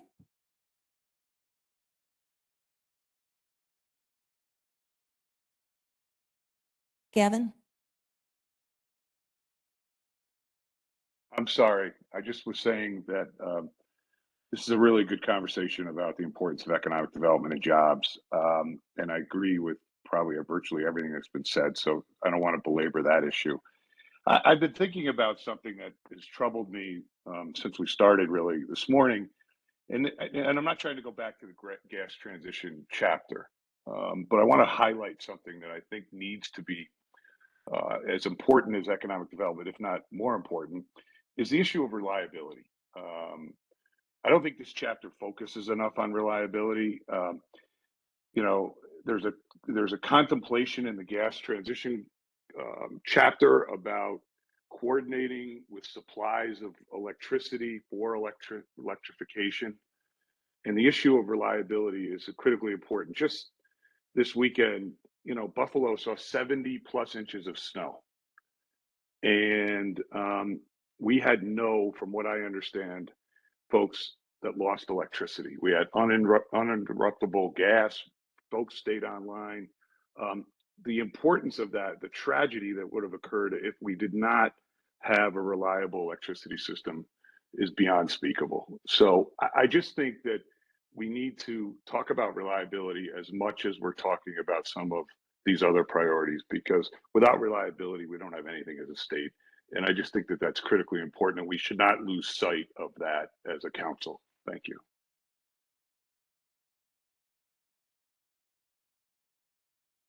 Thanks, Gavin. Over to Tom. I wanted to pick up on Ann's comments and also Doreen's. The governor does have an initiative for 2 million climate-friendly homes by 2030. And just to share some statistics, because I think sometimes we lose sight of what the great opportunities that currently exist. If you take Long Island, 40% of homeowners heat with oil. 95% of homeowners have air conditioning. And those air conditioning systems need to be replaced every 15 or so years. And when those systems are replaced, there's a tremendous opportunity to have someone install a cold climate heat pump instead of an air conditioning unit. The break-even period, if someone makes that investment with the rebates that LIPA provides, the new federal incentives that just passed in the Inflation Reduction Act, the break-even period, given the tremendously high cost to heat with oil, is less than 2 years. So someone can save about $1,500 a year on their home heat bill by switching to a cold climate heat pump. They reduce their carbon emissions with today's grid about 50%. They reduce their heat bill about 50%. As the grid goes to be entirely renewable, they reduce their carbon emissions 100%. And the grid can support that infrastructure today because the grid is built around summer peak load for air conditioning. And so it's built around a 5,800 megawatt peak, and our winter peak is around 2,000 megawatts. So we could add 3,000 megawatts of people switching without a problem. So I think it's just tremendous opportunities for green and green. You know, not only saving customers tremendous amounts of money, but also reducing carbon emissions, and that's a lot of what we're talking about right here. And obviously, every region of the state is a little bit different. Not everybody's Long Island, but a lot of people heating with oil aren't from rural communities. I don't consider Suffolk County to be rural, but they do heat with oil. And what a tremendous opportunity. And I'd further say that there's also tremendous opportunities like for if you're a Long Island customer, a LIPA customer, and you qualify for our low income programs, we'll pay 80 to 100% of the cost of converting to a heat pump. And there's up to $8,000 of federal incentives now under the Inflation Reduction Act. So tremendous opportunities. The biggest problem, people don't know about it. And one of the things I know NYSERD is focused on and LIPA we're focused on is to give installers the tools to go and compute the savings, to educate homeowners on the opportunity. Like I said, these are homes that don't even have access to natural gas or alternative fuels, and there's 400,000 of them sitting right on Long Island. So tremendous opportunity. And in the end, a lot of what we're debating that is probably more contentious, the future of the natural gas system, and you know, those things are going to be worked out over time. There's a lot of wood to chop in the next 5 years, just making progress on the things that are already economic.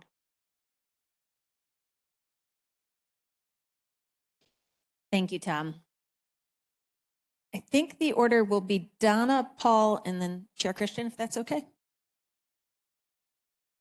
Thanks, Doreen. And I was just going to kind of jump or add to the comments about reliability and resiliency during storms. I mean, we did have a tough weekend. We looked at the reports over the weekend. I think we had 2 outages related to 2 natural gas outages out of the whole system. So I think really good weekend for us. Everybody worked hard. I just like to say, you know, Tom, you pointed out different parts of the state are very different. And in our area, we are at about 45% colder than downstate. I think Vanessa showed those numbers. Our homes are, I think it's 1/3 are more than 80 years old, and about a quarter, I'm one of them, have boilers. So, you know, a little bit harder to do the air source heat pump for the cold climate and certainly more costly.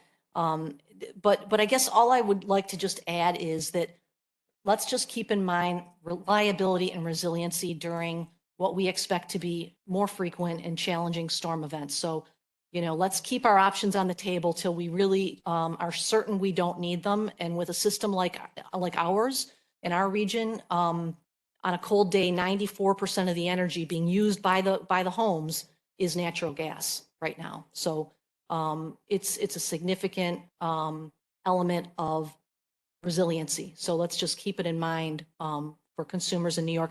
I'm troubled by the hard dates for electrification beginning in 2030 across the state. And I know I gave that feedback. So, and it's really for these reasons. I think different parts of the, you know, maybe some parts of the state that would work fine. I don't think it works for upstate.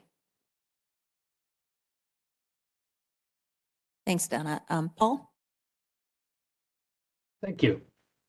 I would urge us to not engage in using a storm and the words reliability to scare New Yorkers.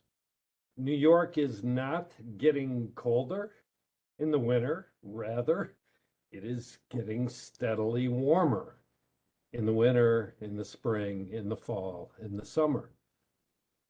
If anyone is concerned that we are missing the issue of energy delivery reliability, I urge them to do a search on the words reliable and reliability in the document. It is all over the document, just in extraordinarily numerous ways. And my position is that it is actually doing us a disservice that we are stressing the reliability issue so strongly that anyone reading the document would come away with the conclusion that renewable energy is not going to be a reliable form of energy delivery. This is not the case. I think everyone understands that ratepayers expect to have reliable energy delivery. But I believe that the word reliable and reliability are being used as a weapon aimed at the successful implementation of the CLCPA. Really, do a word search and then tell me that we are ignoring reliability. It's not the case. Boy, have we paid attention to reliability. Thank you. Thank you. Chair Christian. Thank you. It's hard to follow that, Paul, but you were making the point I was going to make. We do mention reliability significantly throughout the documents. And a lot of the planning and the methodology that went into it was to ensure that the system could maintain reliability to the highest degree and standards New Yorkers expect. I want to comment on, Bob, something you said earlier about the relative inefficiencies of hydrogen. I won't argue with you on that. There are relative inefficiencies with its use, but the necessity of hydrogen is nothing to do with its inefficiency, but with its availability. And renewable energy will be a reliable energy source, but there are times where it may not be available. And there are also times where it may be available in an abundance that could be used to produce hydrogen. So in my view of the plan, we take that into account, and that is part of the reason why we talk about the use of hydrogen from renewable energy sources in that manner. And I don't want to diminish the concerns you've raised in terms of its use in certain sources, but I think we've gone to great pains in the plan in looking at how to utilize hydrogen to make sure that it's in specific instances and with the goal of achieving higher levels of reliability than we may otherwise achieve. So that's my first point. The second, I want to echo comments made by Commissioner Reardon and Donna regarding the labor workforce needs, and commend the authors of this chapter for featuring the need for education. Yes, we will need workforce development. Yes, we will need to train. But I think education starts far earlier. We need to make sure all New Yorkers from elementary school right up to college are fully aware of what we are doing. This is not a flash in the pan workforce we're just going to need to do a couple of projects. This is the next 30 years. And we want to make sure that everyone in New York is aware of what we're doing and can find opportunities in the workforce. And I think that's going to start straight from elementary school. So just wanted to amplify and thank you for making that point. Thank you. Raya and then Bob. All right, thank you for that. I certainly echo Chair Christian's comments about education. I wanted to again address the economic development issue. We seem to have broad consensus that we need to add some language about that. And in light of several other comments, I wanted to return to, again, the importance of looking at new utility business models in that context. I agree with Em that, the incentives from the IRA and other sources are going to be really, the heart of how we drive our transition. And as we think about that, we also need to think about, well, how do we incentivize the utility to succeed on the implementation of that? And that's something, and we'll have to, go beyond, traditional decoupling, in order to achieve that. So I just want to, as we're talking about economic development, just request that in that language we talk about, identifying the legal and regulatory, changes that may need to happen to accomplish that. And in particular, the Public Service Commission looking at those new utility business models. I will let the scientists who I agree with continue to weigh in on the question of RNG. I did want to address one comment. I would hope that this plan means that our food scraps will not be going up, that we'll be reducing food scraps going into landfills. That's just one point I wanted to address. And just go ahead and say 2 times, carbon capture and sequestration has no place in New York State. I'm going to say it again. CCS has no place in New York State. All right. Thank you very much. Okay, Bob, and then I think Paul's hand is up as well.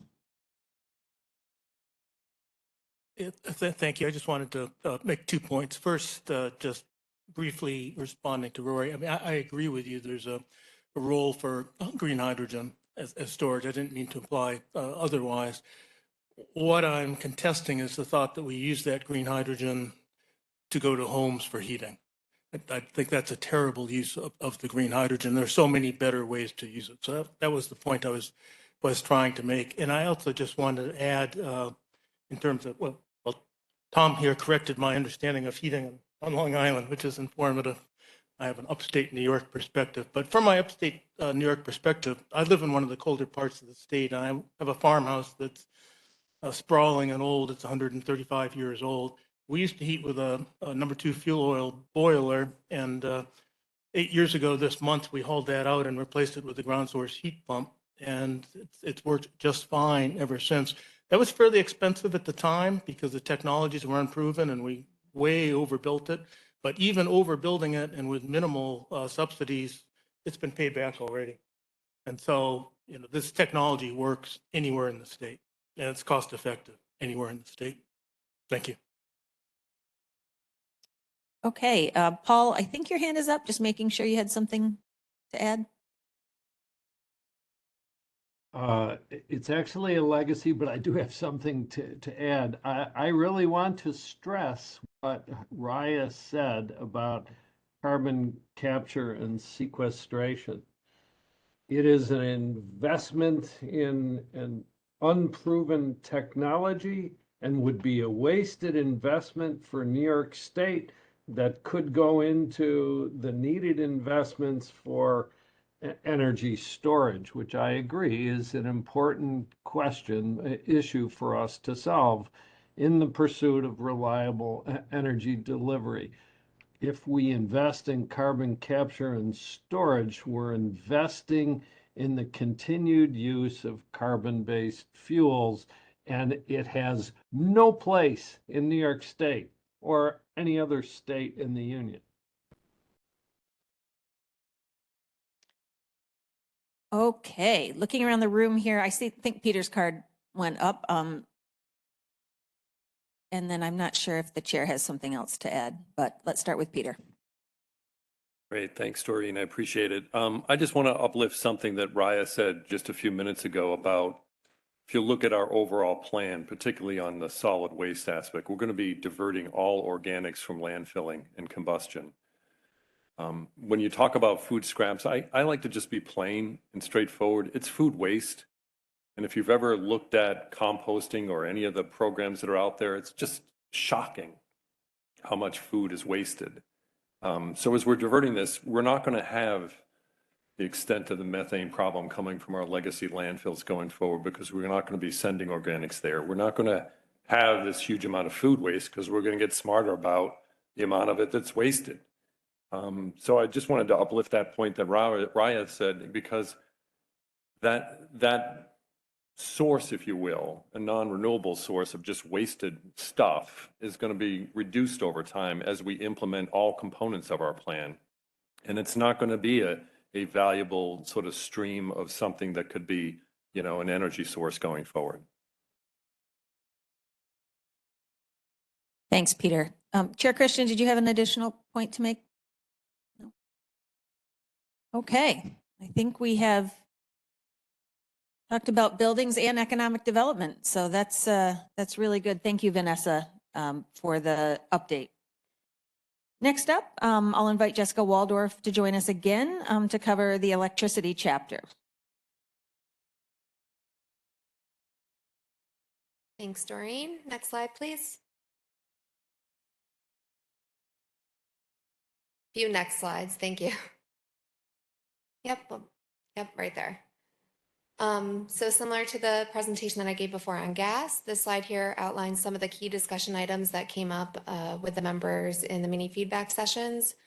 The first one relates to a recommendation to expand language for how microgrids should be or could be further explored as opportunities for decarbonization. The second one is with regards to energy storage, and it's specifically within the E6 strategy related to energy delivery and transmission planning. There was a recommendation to add language to model and plan for better demand side management of electricity, including local thermal storage.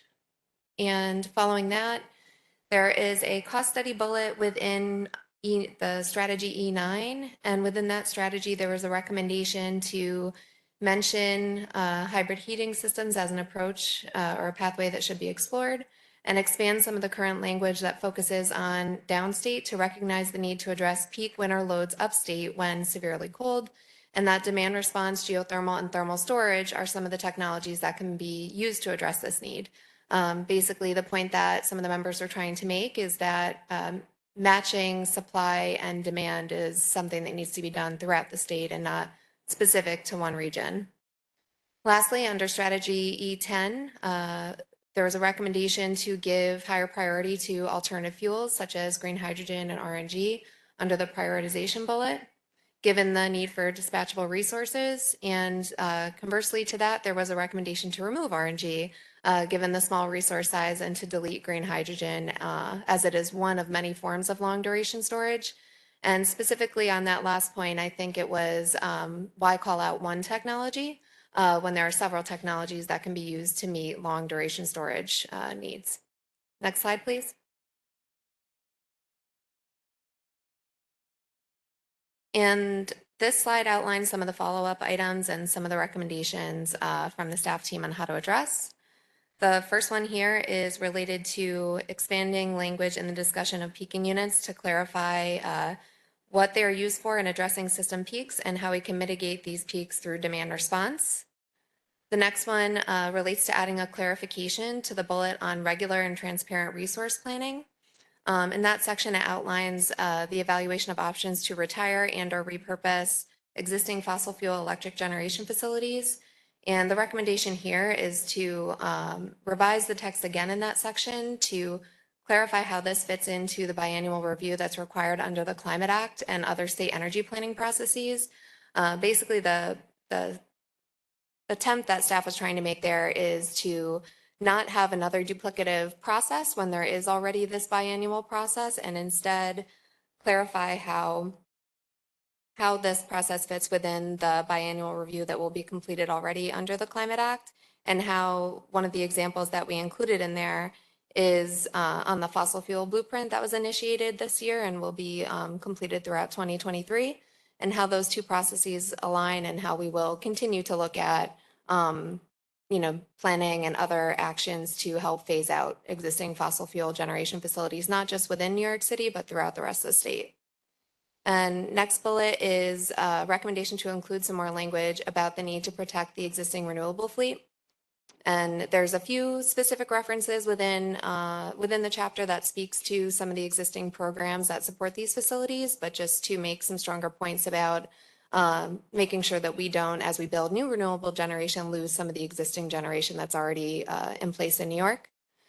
And then under strategies E2 and E5, in the instances where we mention microgrids, we should add a zero emission qualifier in front of microgrids, basically to make the point that we're not talking about microgrids that use fossil fuels, we're talking about microgrids that are zero emissions. And the next would be to expand language in the CCA eligibility. And here there was some language that pointed to the need to expand eligibility to county governments. And we would propose adding a clarification that right now towns, cities, and villages are currently already eligible. That way it's not confusing to the public, who is and who isn't already eligible to participate in community choice aggregations. The next bullet is related to a recommendation to add language about mitigating the electric system build out by relying on a decarbonized natural gas system. That was a recommendation that came up in the subgroup or in the mini feedback sessions.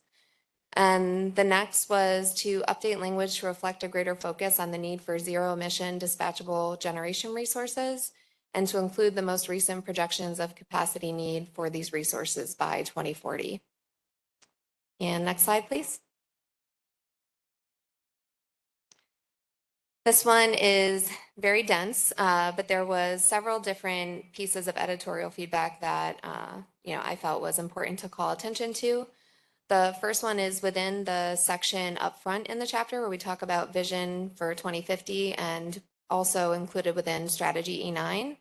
Recommend that we remove language that specifies specific regions of the state for energy delivery needs or cost studies. There's a couple similar references within both sections to add more general language about the need for transmission and distribution system investments due to the lack of co-location of supply and demand, and for cost studies in general for all regions of the state. And then the next bullet is also one that isn't particular to a specific strategy, but within the key stakeholders include host communities such as community-based organizations, school districts, local governments as key stakeholders, in addition to the other ones listed. Under strategy E1, add resiliency and quality of power to the sentence where it references energy price volatility, just to expand on the point being made there.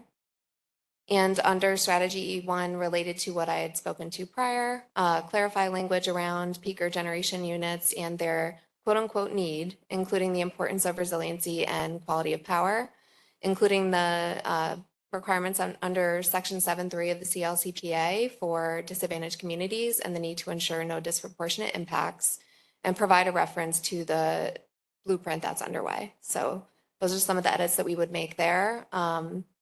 And I would also say, related to the need, it's more to define how these facilities are used today and what will need to be done to replace them in the future. The next bullet relates to strategy E3. And so when discussing the need to right-size human resources at utilities to improve the interconnection process, there was a recommendation to edit the language there that we should include other entities such as state agencies that are involved in the process too, making the point that adequate resources across the board are going to be needed to ensure that this transition happens and that interconnection of new renewable generation facilities takes place.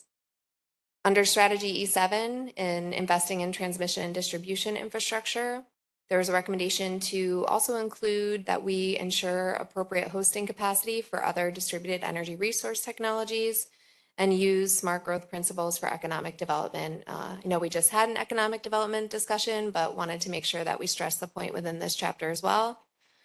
Under strategy E10, which relates to additional analysis and other technologies, include a timetable for the decisions related to the extension of the zero emission credit program, because nuclear facilities require 12 to 18 months of lead time to determine refueling options. The point that some of the members were trying to make there is that if, when we're looking at these facilities, such as nuclear facilities as an example of some of the existing resources that are used to provide the backbone to our electric grid, that we factor in the time that's going to be needed for those facility owners to make investment decisions and also, take the next steps that will be needed for their facility. Under the same strategy, ensure that we use consistent language with the alternative fuel subgroup outcomes. That's consistent with the same recommendation of the gas transition chapter. And lastly, under the same section, when speaking of advanced nuclear, be clear what we are comparing it to. And I think the point that the members were trying to make there is advanced nuclear is an ambiguous term. And so we need to define what we're speaking to here when we're referring to advanced nuclear in the chapter. Lastly, a general piece of feedback when referring to section 7.2 and 7.3, use terminology from those sections of law so that when we're making reference to those two provisions that we're being consistent with how we refer to them in this chapter, but in all chapters in the scoping plan. And with that, that is it for my slides.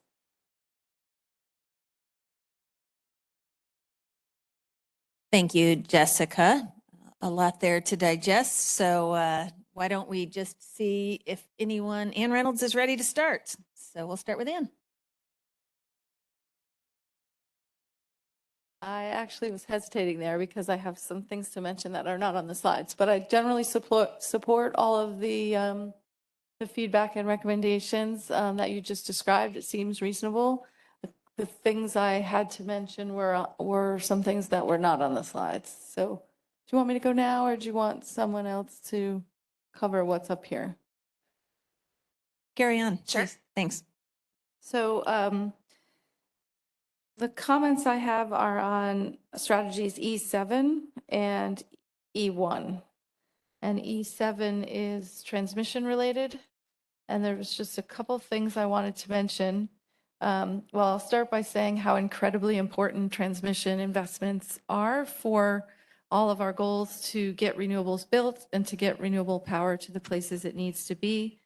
As reading through it again, I support everything that it says about transmission, but I do think it's missing an element of when, like some sort of words to describe how important it is that these decisions to move forward with transmission investments are made as soon as possible, because the earlier they're made, the more renewable energy developers can depend on those decisions, can develop their projects with an understanding of where the grid will be enhanced, and thus develop projects that can be more affordable for ratepayers.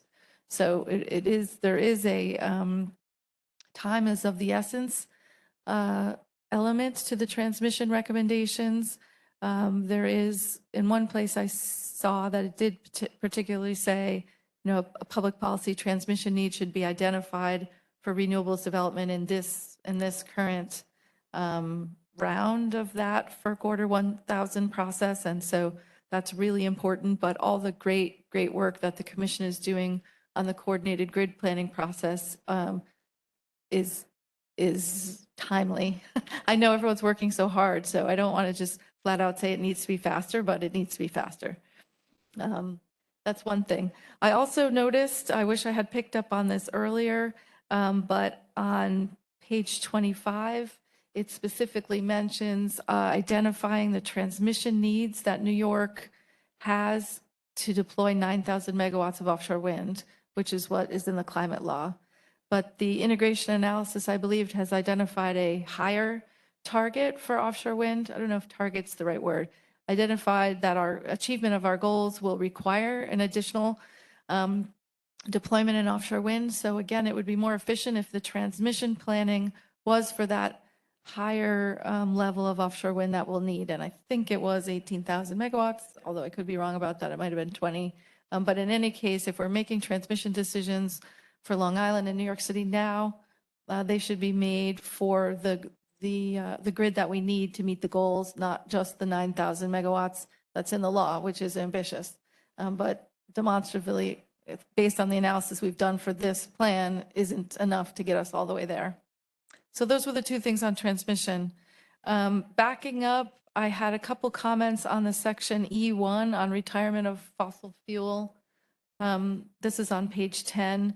There's a section called regular and transparent planning, and there's been some edits in there that I think might have changed what the technical advisory panel agreed to. And that was a regular and iterative process to figure out how we can reliably phase out fossil fuel plants. And in the course of doing those edits, it was referred to a blueprint for New York City for phasing out peaker plants in New York City, which is, of course, something that's underway already, that blueprint. But I think the edits made it so the whole thing was about that blueprint just for New York City, which I don't think was the intention. So maybe someone should go back and reread that to make sure that it's applying to statewide, because it defines the blueprint as what's going on in New York City and then refers to the blueprint later.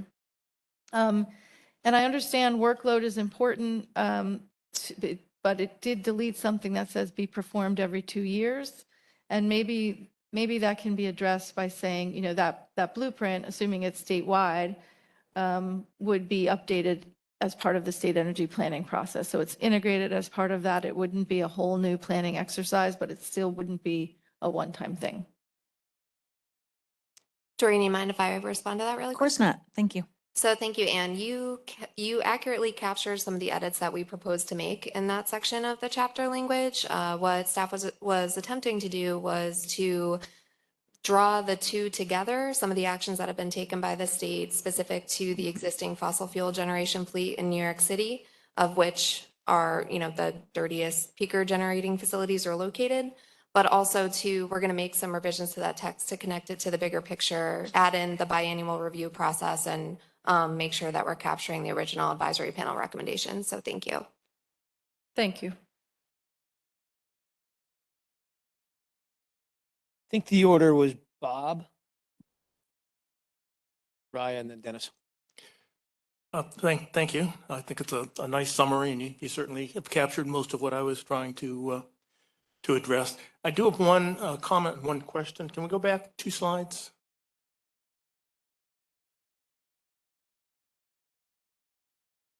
Can we go back 2 slides, please? Has to be said more authoritatively. On the final bullet there in E10, I just want to clarify because some of that's coming from me, and I firmly believe that green hydrogen ought to be one of the storage possibilities we're looking at for the electrical system. But as it had been written, we referred to looking at long duration storage in green hydrogen. I was just trying to emphasize that there are tons of different ways to do it, and we should just, we shouldn't necessarily force that green hydrogen is the only one. So that's a small edit. Just want to be clear. Again, I think putting green hydrogen into the pipeline system for homes is a terrible idea, but hydrogen in this use for electric storage, I think, is a fine idea. And the next slide, I think I just have a question on it.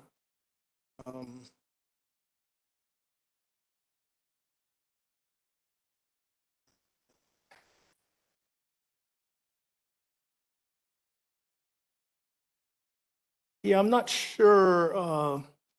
Could you elaborate a little bit more what's meant on the bullet E7 there? I'm not sure I understand what's meant.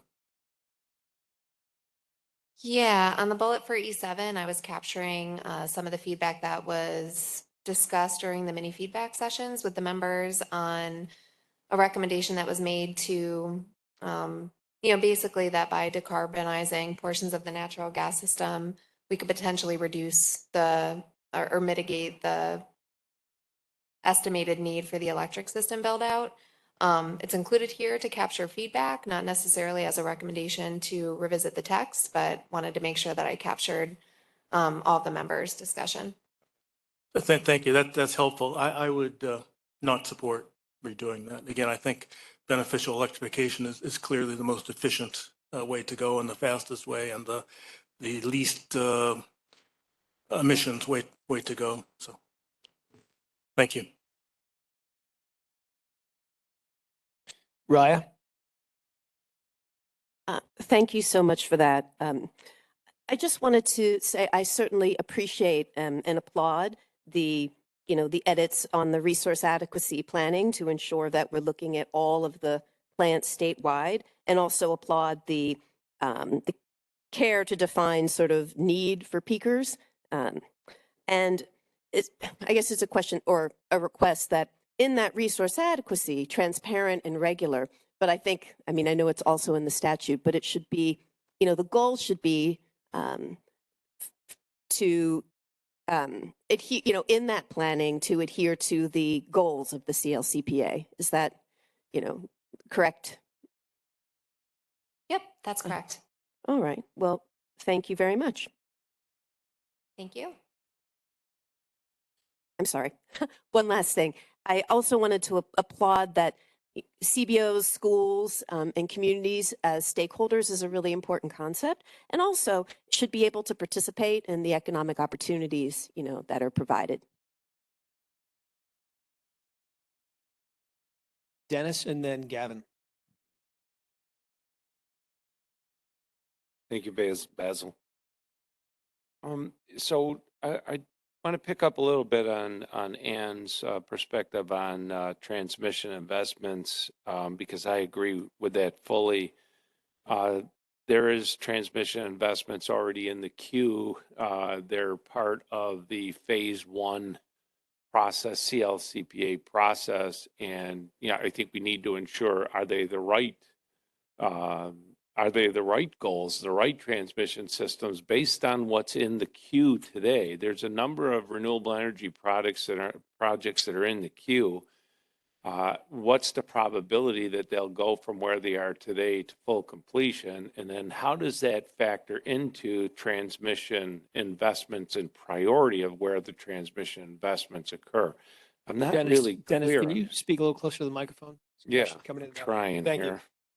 Trying to speak to someone I was addressing, but I just think that the point there is that the queue is in place.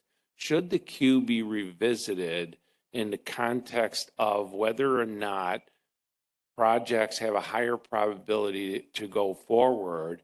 And some of those projects are actually in areas where the utility has capacity, but the project may not be high in the queue. So they get pushed down the line, which I think is a concern.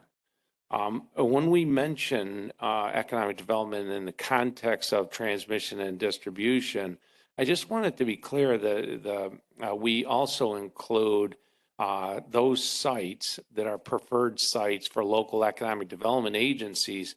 We're rebuilding our transmission system in some cases right next to sites that actually need to be site prepped with electric infrastructure, and that's not considered. We may say it's being considered because we sit on certain boards, but if it's not included in the official transmission planning data, it is not included. So we've got to have much more coordination with local economic development agencies are out there. They're on top of this. They know the priorities. You got the regional economic development councils. Let's use them to set the priorities on where sites need to be upgraded. On the distribution side, I'm really pleased, Jessica, we really talk about that in smart growth. Right now, these disadvantaged communities that lack infrastructure, lack capacity, we look to local developers to foot the bill to upgrade the distribution network if they're looking at certain opportunities within those areas, which means that we then bypass these areas, the areas that we're all focused on, simply because we're putting that on the back of a developer when in fact our infrastructure needs to be upgraded to meet CLCPA goals. So let's combine the effort here. The other piece of the electric distribution system, so I'm really pleased that we're mentioning the microgrids. I think Ryan mentioned that almost right in the beginning too. I think we need to formalize a proceeding, or there used to be a proceeding on microgrids. I think we got to be formally requesting that either be reopened, or if there's not one there, let's make sure we open one. Because what we say is, how can these microgrids be explored? Well, there's so many different ownership opportunities now that we have never had. Community ownership, developer ownership, economic development agency ownership, which really means we got to revisit the whole regulatory model relative to value stack and the VDER as well. And I just think that there's an opportunity. Distribution systems, when we look at the electric portals, and I mentioned previous meetings, they're color coded. Red, bad. Yellow, it's almost bad. Green, you're okay.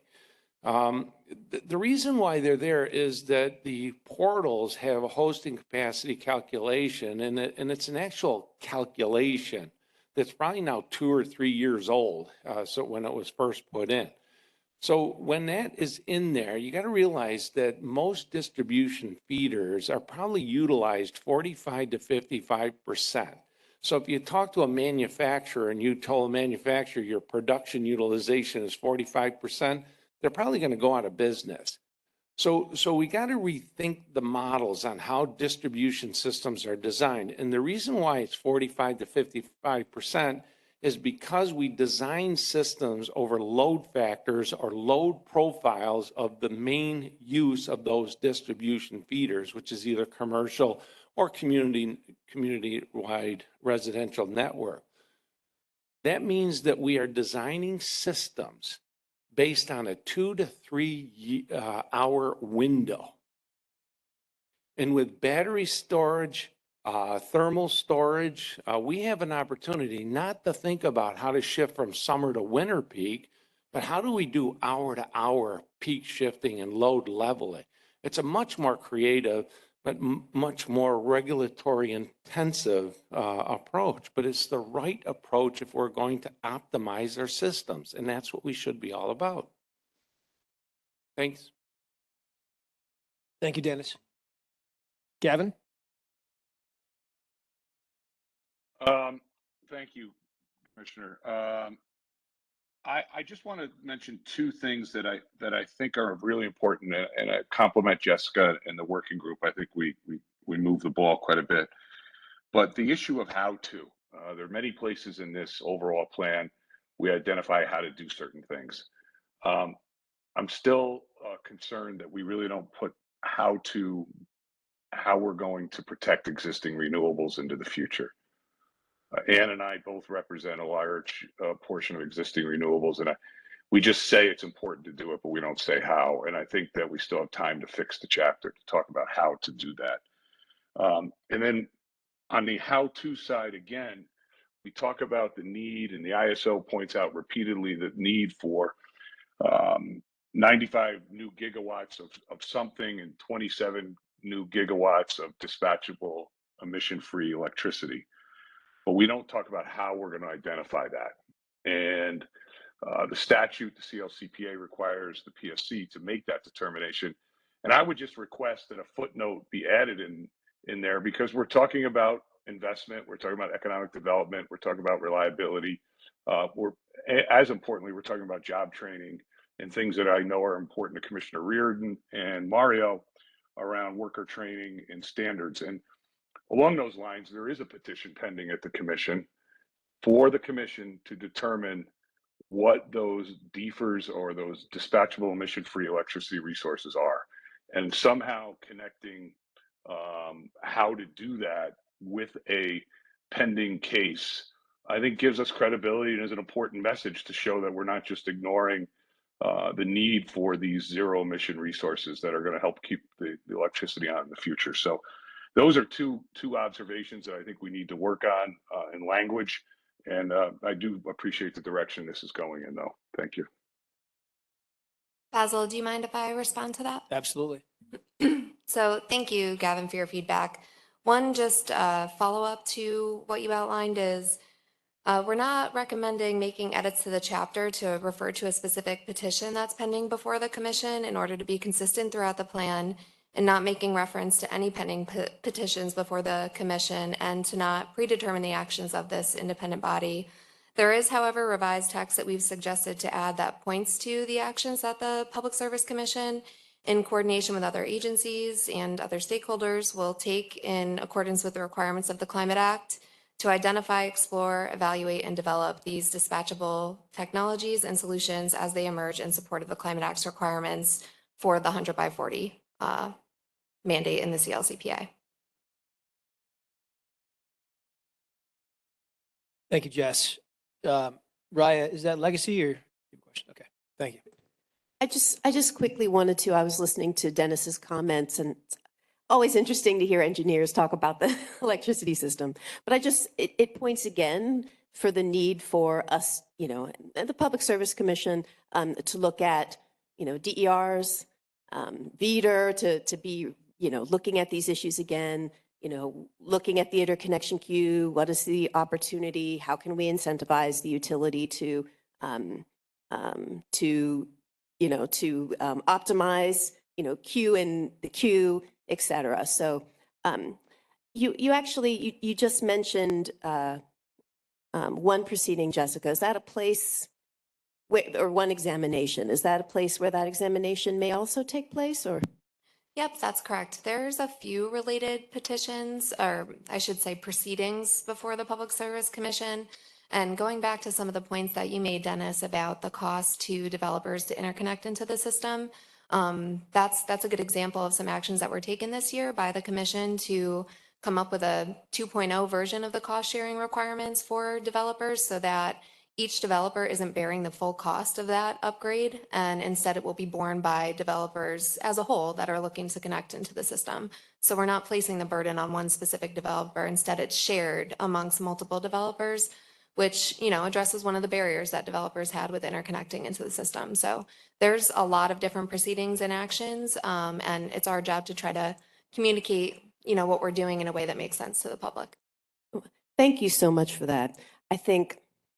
Just want to reiterate that I think, utility business models, and with this overlay of economic development and the ability for communities to also, benefit from the opportunities on the system is something, I highly suggest that we insert that language into the plan in terms of including that kind of investigation. Thank you very much. Thank you, Ryan. Dennis, did you want to add a specific point? Okay, go ahead. Yeah, thanks, Bez. And Jessica, thanks as always. When I'm talking about developers in this particular case, from a smart growth point of view, I'm talking about people who are developing, revitalizing buildings. And what happens is that, if there's a building that's looking to be revitalized, an engineering study has to be performed by the local utility that takes probably 7-8 months. And then after that, then they put together a plan in terms of how long it would take in order to upgrade that feeder.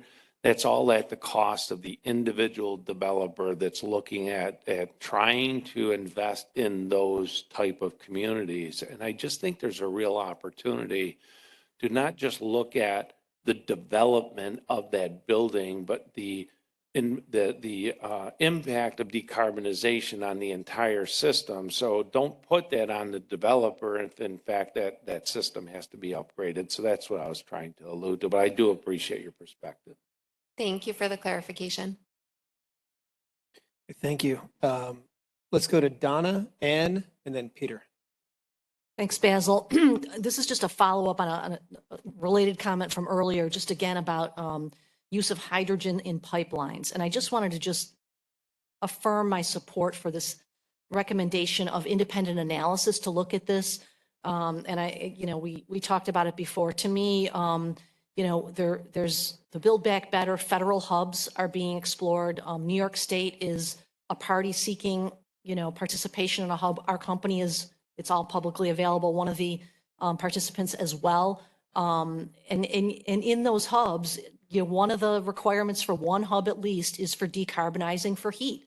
So I think I just encourage us to keep these options on the table. Let's fully explore them.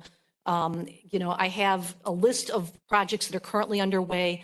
I'm happy to provide it to the council. I think it's been shared before, this particular study.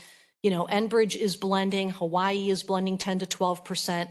France is blending, the Netherlands. It's being done safely, and I think we can debate. We can debate it here, but I feel like it really needs to be done with experts outside the council meeting. So I support that recommendation.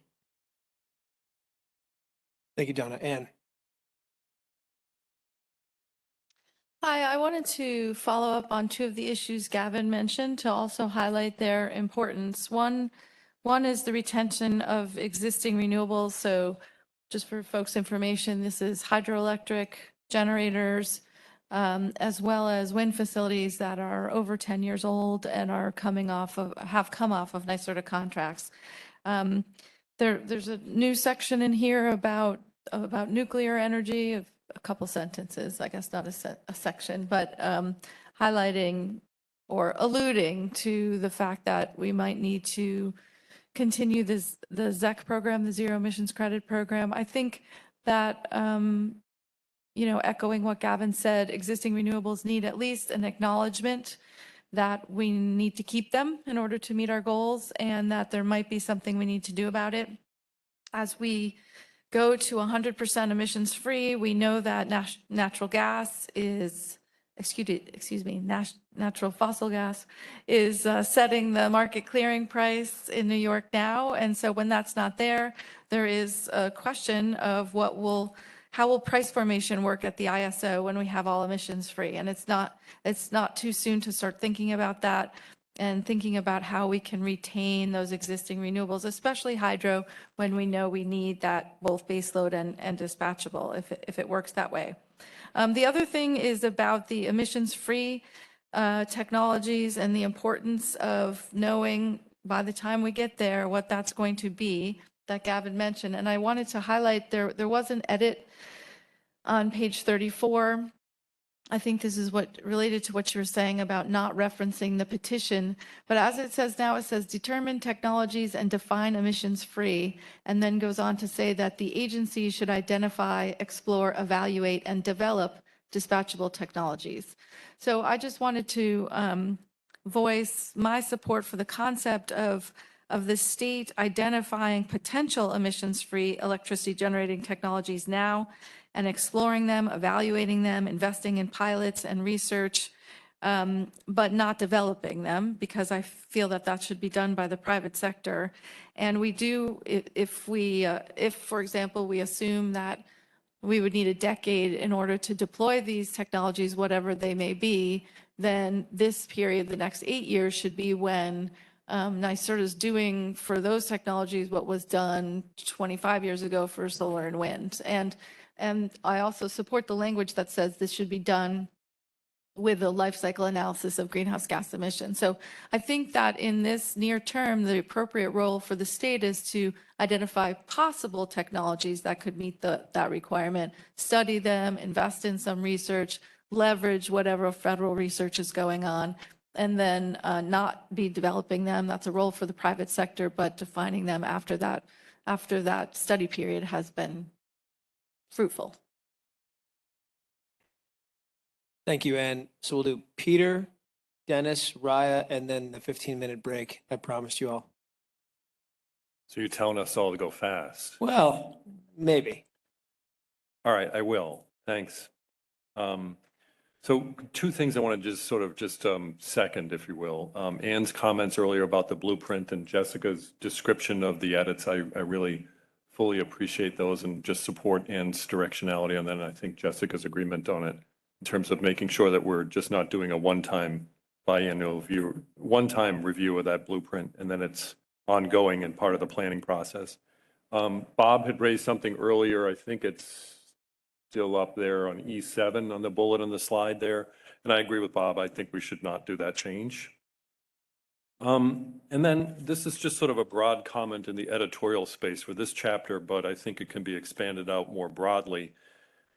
You know, this plan, the final plan that will come out, is about directionality. It's not legally binding, but it really sets direction for the regulated public, the general public, for state agencies.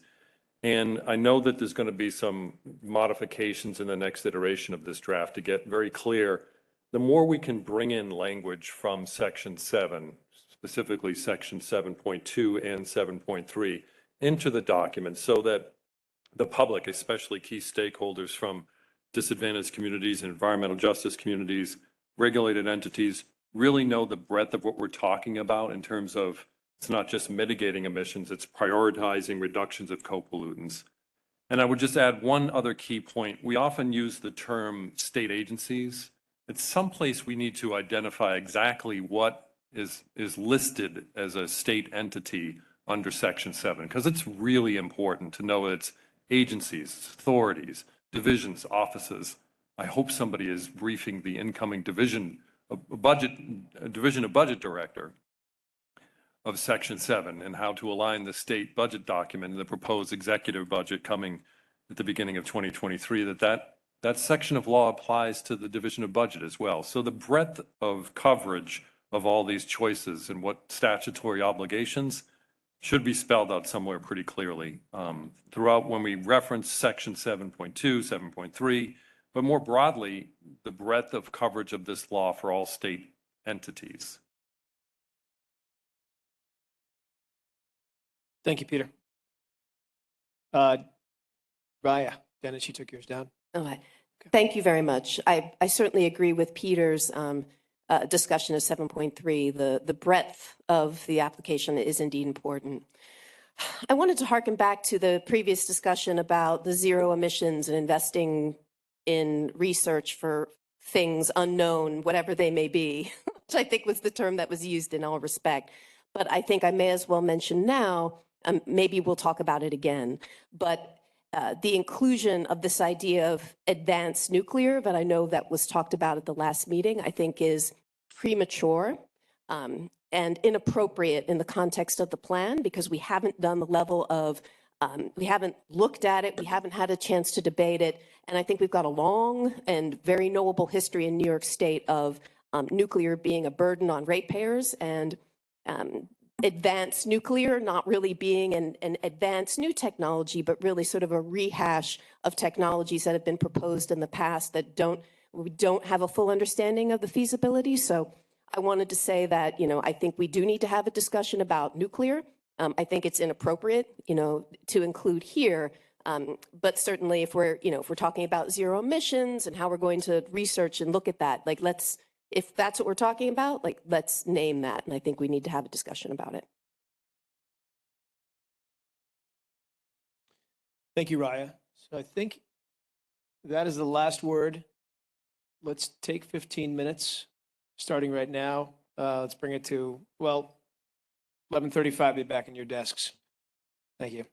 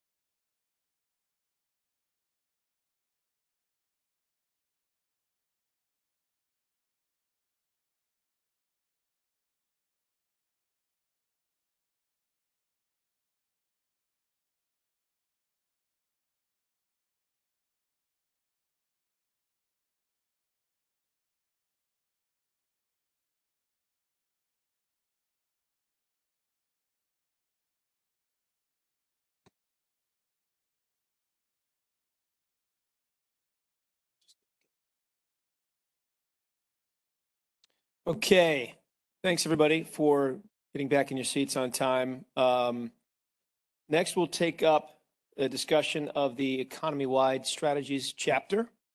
And to kick things off, Jared Snyder from DEC and Vlad Gutman from NYSERDA will take us away. Go ahead, gentlemen. Morning, everybody. We're going to take things a little bit differently with microphone. Yeah, it was turning. Yeah. Well, we're going to take a little bit different approach with this presentation in that we've had a couple of meetings with members of the Climate Justice Working Group on this chapter because we didn't get their input on economy-wide strategies last year in the development of the draft plan. So let's go to the next slide.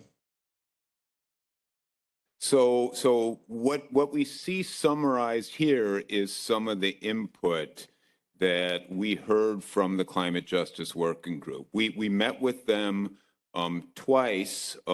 Once was before we prepared this draft chapter. So some of their input from that first meeting is in the draft chapter that you all have in front of you. Then we met with them again last Thursday, and provided them the draft chapter so we could get their input on what is actually in the chapter.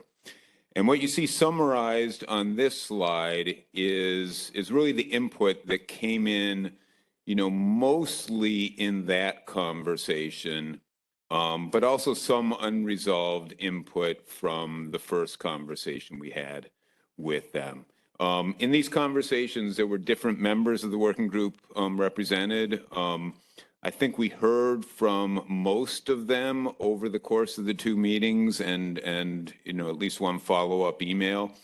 So I think we have a pretty good broad base group of perspectives reflected here. And in that second conversation, Peter Iwanowitz joined. I know Ann was part of the first conversation. So if either of them want to add anything, that would also be fine.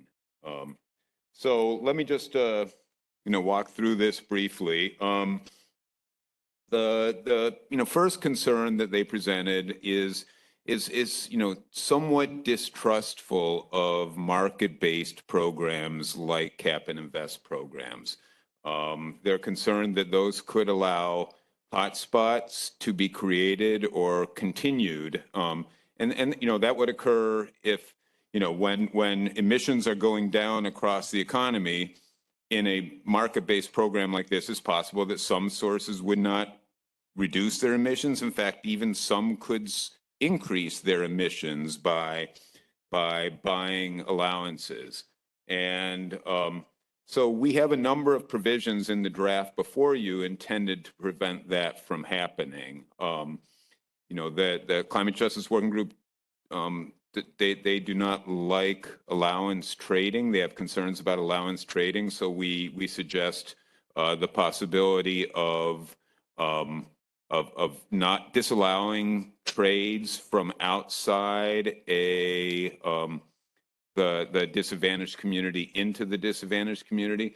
We also propose having hard caps on sources in the disadvantaged communities. That's potentially, hard caps on emissions of co-pollutants so that those would not increase. Another thing we heard is the suggestion that we require a higher price for emissions in the disadvantaged community. In a allowance-based program like Cap and Invest, that would require having some kind of multiplier. So, instead of 1 ton of allowances for every ton of emissions, it might be 1.5 tons of allowances, something along those lines. There was at least one suggestion about pricing emissions of co-pollutants as well. Pollutants like, particulate matter, nitrogen oxide, sulfur dioxide. the DEC already does have prices on sulfur dioxide and NOx emissions through our Title V permitting fees. But I think the request here is to have additional pricing mechanisms. Question about whether we would allow offsets to participate in the program. And, we don't envision allowing offsets in the program. If any offsets were allowed, they would have to be consistent with the I think it's alternative compliance mechanism in the statute itself. Some concerns about the use of the revenues and rebates. One of those is concern that poor rural households spend a larger portion of their income on energy, and that we should consider those kind of sort of differences, these regional differences, in setting up the rebate mechanism that we propose for at least low and moderate income households.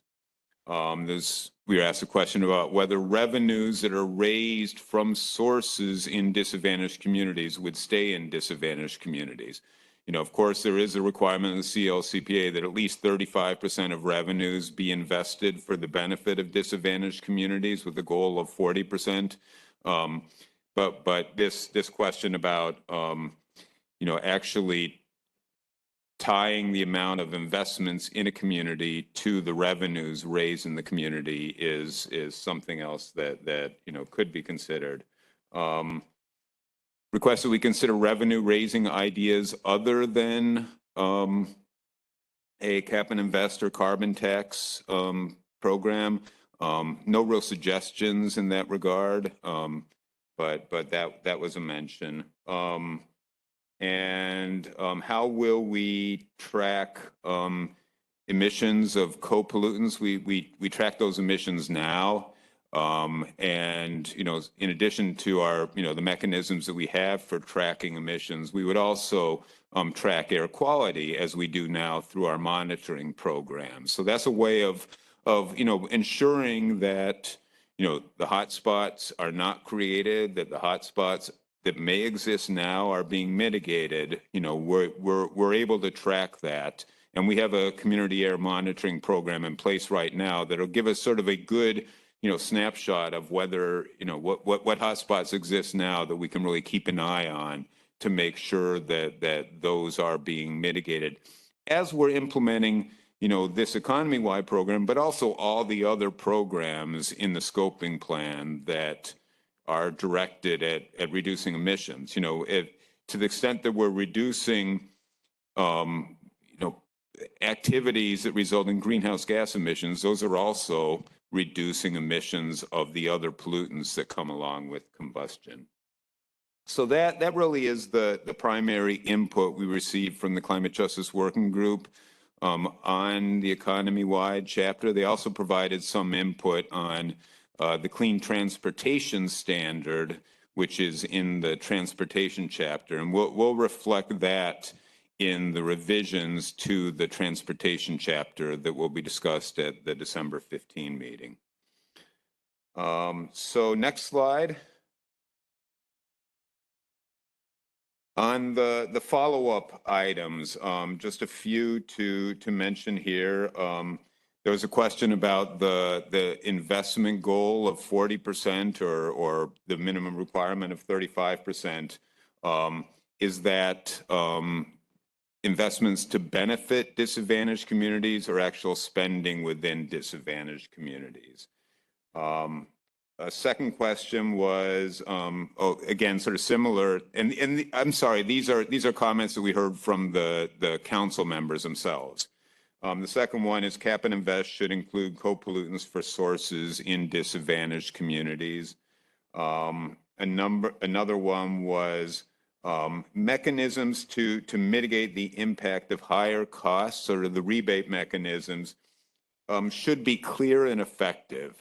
We should make sure these are readily accessible to the public, and make sure the public receives the benefits of them. And then a general concern about cost impacts and potential to encourage emission leakage. Now, the chapter that you have in front of you does include provisions intended to address leakage. Next slide, please.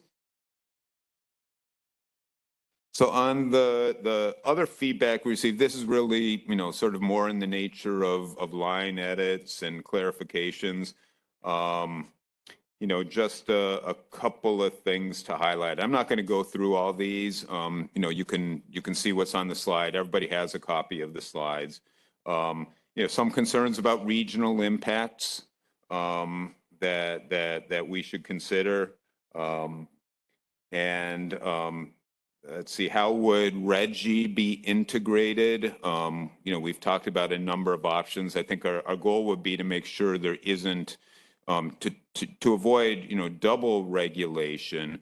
There's a number of ways of doing that through the interaction of the two programs. Another comment was make clear, more clear about how agriculture is being treated. The idea is agriculture would be within the cap, but most agricultural processes that result in emissions like, dairy farming would not have a compliance obligation, at least at the outset, but they would be included in the cap, and we would take those allowances out of the cap to make sure that the cap is designed to meet the emission limits. So I think those are really the key points. Peter, I don't know if Peter wants to weigh in at all with additional thoughts, or Vlad, did I miss anything that you want to raise? Or Ann, did anything you wanted to mention from the part that you participated in? Nope.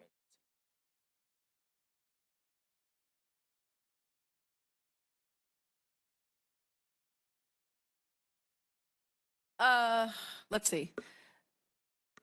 I think you covered it, is why I'm hesitating. But I think it's worth saying how important this chapter is, and how important this input has been. Like many of you, I've been getting, I don't know, dozens, hundreds of emails from New Yorkers who are weighing in on the plan. And I can't say that I've read all of them that are the same, but I have really tried to look at a lot of the emails I've been getting.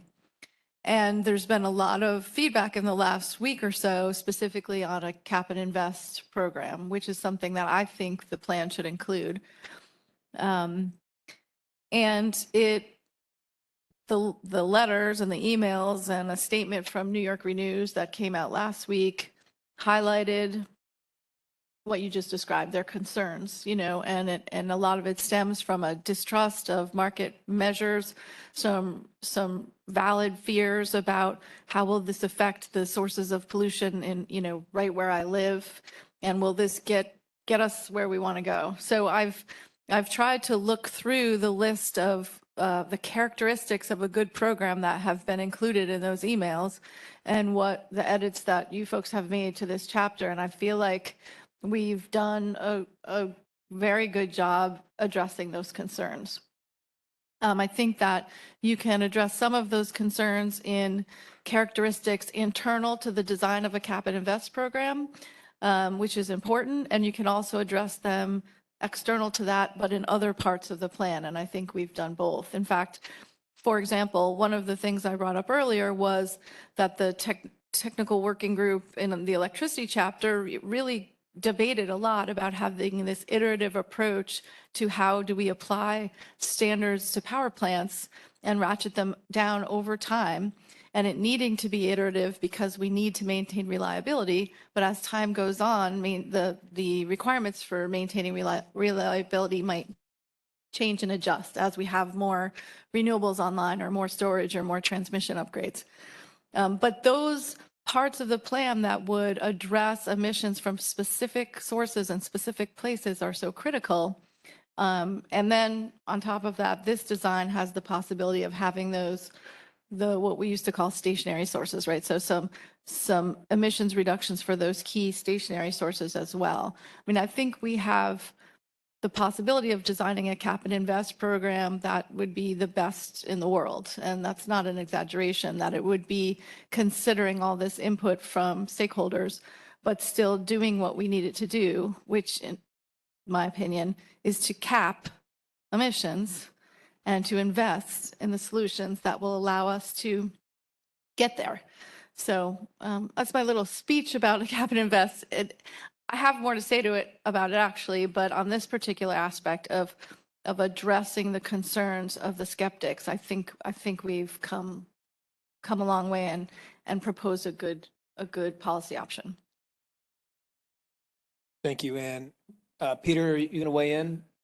Yeah, I'll probably hold back on a little bit of comments on economy-wide until a little bit later, but just to pick up on Jared's invitation to add a little bit more, being part of those discussions. First, I want to just say thanks to the staff and for co-chairs for doing better to lean in. I think we all need to do that. I think my comments in the last meeting were taken to heart, and I'm happy that we're spending more time with the Climate Justice Working Group, particularly on economy-wide. And as Jared alluded to, we're getting a little bit more input and laying out that input on the clean transportation standard as well. Really happy that we shared the draft materials with them ahead of this past Thursday's meeting. So thank you for that. And we're getting better, and that's part of the process. I will just say, I agree with Ann. We have the opportunity to really think big and bold and different than other jurisdictions when it comes to an economy-wide strategy. And I think we have that opportunity. I'll just remind everybody, when this bill passed the legislature, the New York Times called it, quote, one of the world's most ambitious climate plans. I don't think any of us disagrees with that after what we've been through almost the last 3 years together. But I think we have a real good opportunity to be looking at one key comment, I think, that's still outstanding from the Climate Justice Working Group on economy-wide or cap and invest, and that would be trying to sort of figure out how we deal with sources that are adjacent to disadvantaged communities. They might not be in them. And there's a concept under the Clean Air Act where we worry about emissions wafting in from other states, and we've successfully pursued the issues under the cross-state air pollution section of the Clean Air Act to go after polluters in Ohio and the southwestern or southeastern portion of this country that are, passing along what we call secondhand smog or acid rain precursors. So if we can think about also taking that concept that we heard from the Climate Justice Working Group and figuring out how we build something like that into our cap and invest policies, that would take our nation leading and world's most ambitious plan to sort of a different level. So I'll just add that one last bit of commentary I think we heard we can think about sort of putting in. And just the plain acknowledgement that offsets aren't going to be something that is really part of this program and how it's treated under the broader law, I think is really important for a lot of people to hear. So thank you, Jared. And thanks for the team that wrote that into the plan. I've seen that now incorporated into the draft. I've seen it in the working group sessions. And I just wanted to thank everybody for sort of uplifting, why our law is different than California's or other jurisdictions that have gone before us, and why our law is, quite frankly, a heck of a lot better.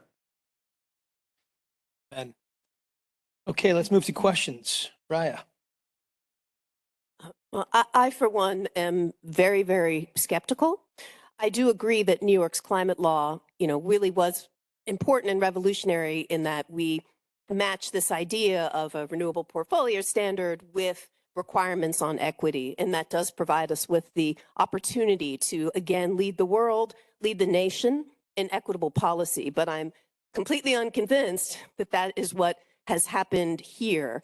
It's not about an emotional suspicion, I think, from the climate or environmental justice community. It has been decades of asking for, bringing forward scientific analyses that have gone unanswered in terms of how will hotspots be created, et cetera.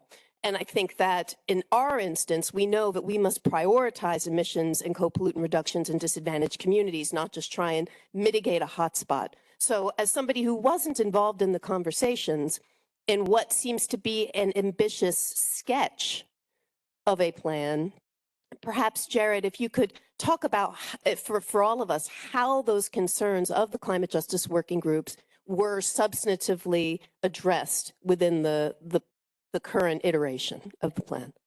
Sure. So those concerns are addressed in a few different ways. And Rye, you're correct to point out there's a difference between not creating new hotspots, but actually prioritizing emission reductions in the disadvantaged communities that are already seeing elevated levels of emissions. And so as we design this, dealing with sort of the concern about trading, there's the idea of not allowing trading between sources outside the disadvantaged communities and those within the disadvantaged communities. But that still doesn't necessarily keep their emissions from going up or actually causes them to go down. That's why we also have introduced the concept of caps on emissions in the disadvantaged community. So a source that's in a disadvantaged community cannot buy allowances to increase its emissions over its historic emissions. There is also the possibility of having those caps decline over time along with the overall economy-wide cap. That's another thing that we could consider. But also another really important piece, and this really goes, I think, to the prioritizing, is targeting investments that result from this program. Target those investments in those communities, addressing the hotspots, making sure that we're getting sort of the clean energy opportunities cited in ways that actually provide the emission reduction, not increased emissions, but actually reduce emissions in those areas. And, going to Peter's point, that's investments, in those communities, but also investments in facilities that might not be in those communities, but impact those communities as well.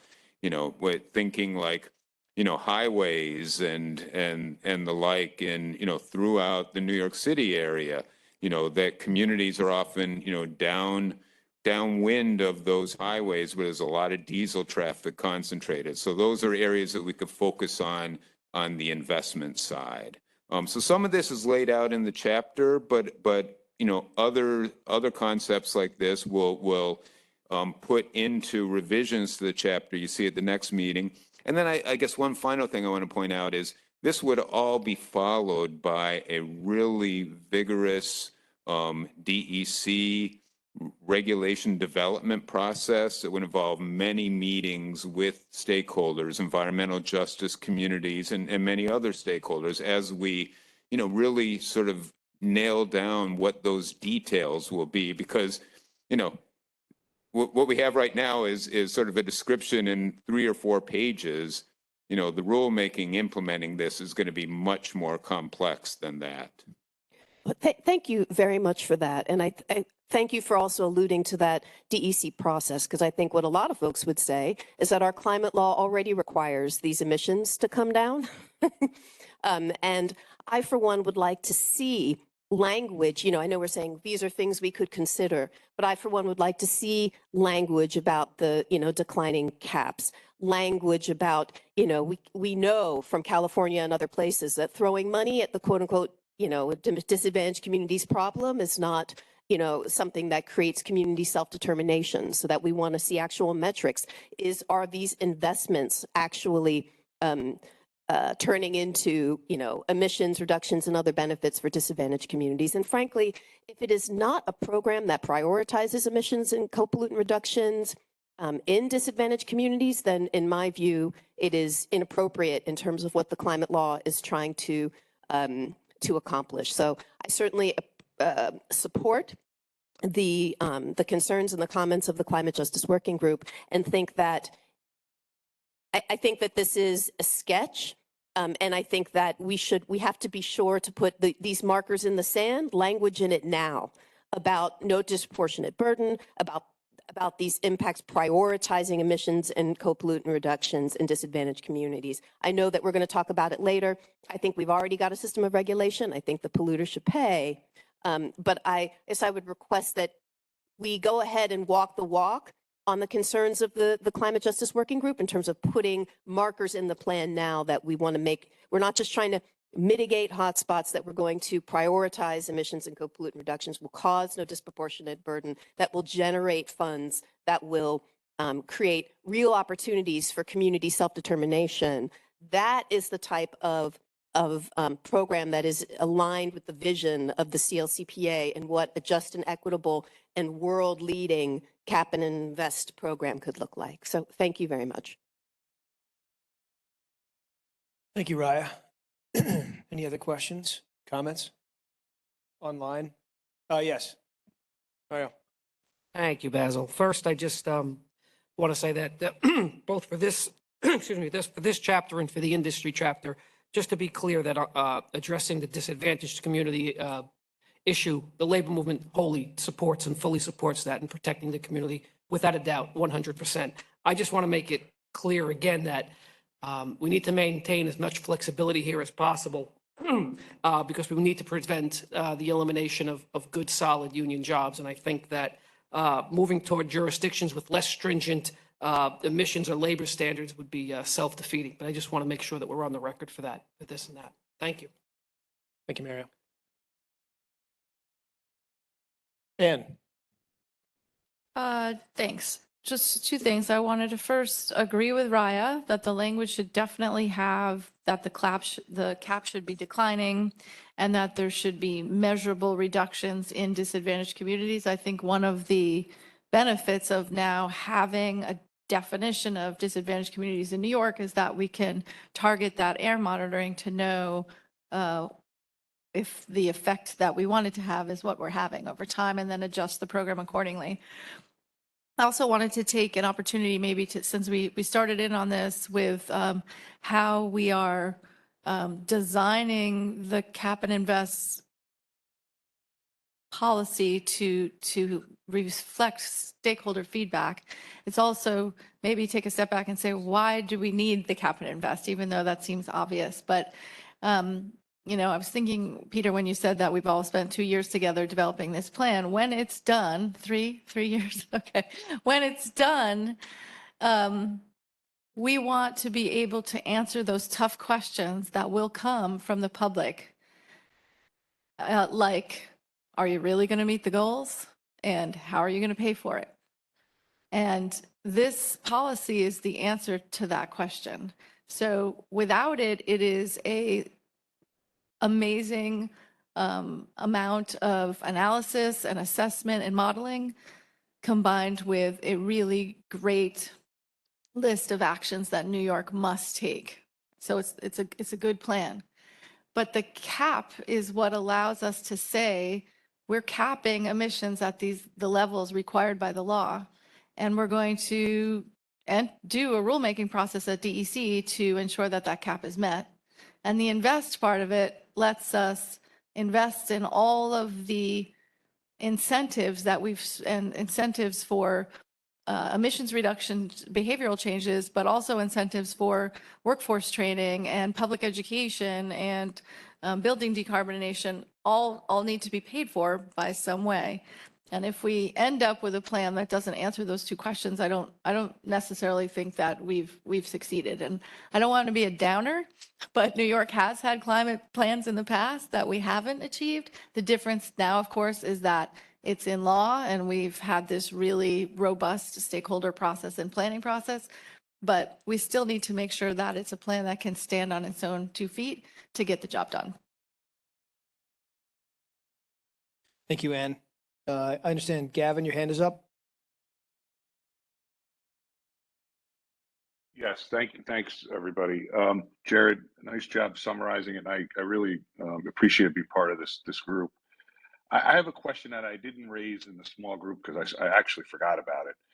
And I was thinking about it this morning. How do we plan in this program to deal with leakage and migrating jobs potentially? How do we deal with the emission leakage issue under the structure of a cap and trade program? Sure. If I could, Gavin, on that point, what we recommend is using an approach that has been used in a few other jurisdictions, and that is identifying the facilities that are energy intensive and trade exposed, and allocating free allowances to them based on their output, and using sort of a benchmark of the best, a high level of performance. So that they still have incentives to reduce their emissions, but they're not going to be, they're not going to have pressure to leave the state because of this program. And so that's spelled out, in the chapter. Again, that's one of the pieces that would be developed in a great deal more, specifics in the rulemaking process, and there would have to be a process for identifying what industries those are, that require that benefit. And so that's something that will be worked on in the rulemaking process as we go forward. Okay, another sort of point where we sort of started today is definitions. And I go to Peter's comments on section 7. I've been aligned with him from the beginning on state compliance, but it's really important for everybody, particularly folks that want to invest in New York, what the definition of energy intensive businesses are and what trade exposed industries may be, because we want to have, in my opinion, some equitable, justifiable, defensible standards and compliance and how the state is going to regulate all of our industries. So I think that's really important, that we mention that there is currently not a definition of those terms, and I'm concerned about that. Thank you, Basil. Thanks, Gavin. Okay, I don't know who went first, but Donna? Thank you. Peter, were you first? I don't think I was first, but okay. All right. Mine was minor, and it was just a follow up on that same question. We talked about this a little bit at the feedback session, Jared, and I think I just wanted to add, as we think about energy intensive trade exposed, will we also consider, I think the chapter said international, will we also consider domestic, like nearby states, for example?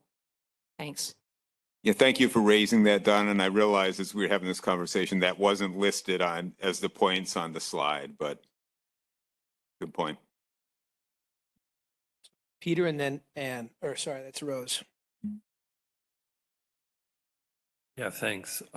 Thanks for the overview and a good discussion here with everybody to kind of help tease out a little bit more of the contours and the outline. But one, I just wanted to just uplift and stress something Jared had said, and just a reminder to all of us. I mean, the broad sort of parameters that will be sort of in our climate plan, and if we move forward with a cap and invest strategy, I mean, the details in the rulemaking, whether it's the finer points of how we're going to restrict trading, how we're going to look at disadvantaged communities. I would add into the mix that when we get around to sort of figuring out how we allocate resources, however we're going to generate, as Ann said, the sort of the pay-fors of all the things we need to be paying for, that we really are very, very careful to make sure that we're not interrupting anybody's income tests under broader public benefits that are out there, things like Medicaid, Medicare, other cost associated tests that are out there. So we got to figure out how we keep people whole on that without messing up their broader sort of public benefit strategies.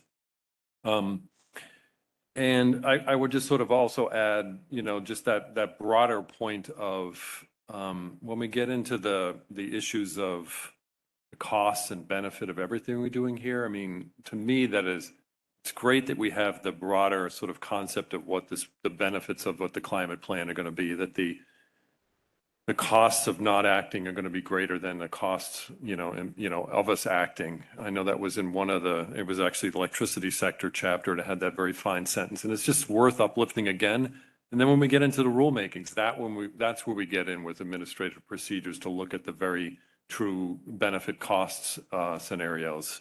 But it was a point Jared made during his discussion. I wanted to continue to remind us all of this is a directionality plan, and the finer details of how we work out a lot of the issues will be laid out. And just on that last point, I think we've all gotten a letter from New York Renews that has sort of laid out their vision, if you will, if we move down to a cap and invest strategy. And I think we should really look carefully about how this outline that Jared has laid up matches, up with the comments that we got from NYR News, because I think it's a very good template, and I see a lot of alignment, to be frank. There's key areas where we can do better on, and we should do better, but I do see a lot of alignment in the concept that Jared has laid out here, what we've talked about here this morning, and where I see this going. If this does enter that DEC regulatory process of stakeholder engagement, community listening, before we get to the level of regulatory process, which, just a reminder, I don't know, DEC doesn't need the reminder, but I think we all need the reminder that rulemaking has to be concluded just about a year from now. Give or take. Okay, thank you, Peter. Rose. Everybody has said this. I just also am kind of reading all that you have done and everything that we're thinking about, and given how, if we're doing our job correctly, our first priority are the areas that would be hotspots, that I'm very supportive of cap and invest. And it's mainly because of two things. What Ann said is that we've seen so many plans that never, ever get done. And this is a way to get it done and to act now or within a year.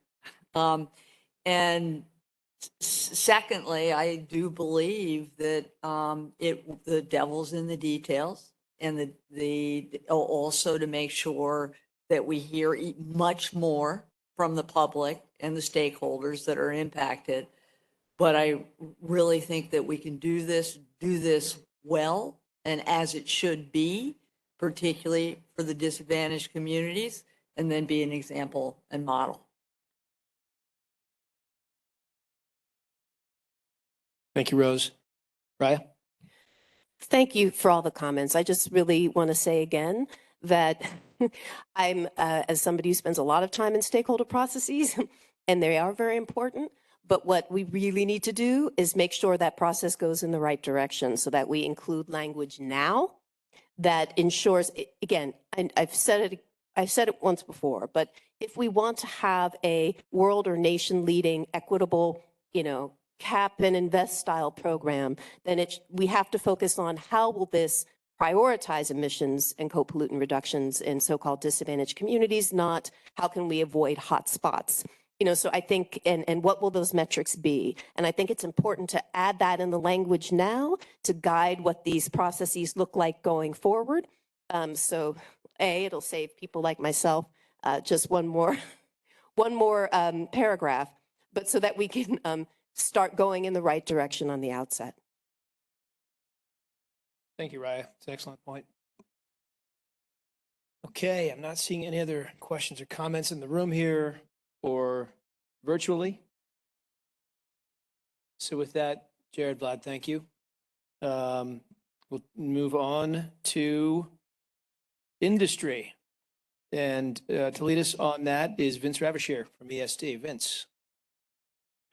Thank you, Basil, and good afternoon, everyone. With regard to the chapter on industry, there was feedback in a number of areas for which we will be following up with council members for clarification or perhaps refinement of text. Specifically, there were comments requesting adjustments to the Vision for 2030 section with regard to the use of RNG, and to the Vision for 2050 section with regard to methods of providing high temperature heat in the manufacturing process. Other feedback requested more elaboration on the implications of the use of green hydrogen, and some feedback emphasized the need to be clear that the Climate Act requires the prioritization of emission reduction in disadvantaged communities and not simply the mitigation of impacts in those areas. We also received some editorial feedback, and this feedback was related to 3 items. The first, which was just discussed in the prior section is the definition of EITE industries. The second, in the financial and technical assistance section, clarifying how climate justice working group feedback is to be addressed regarding the authority to regulate industrial emissions.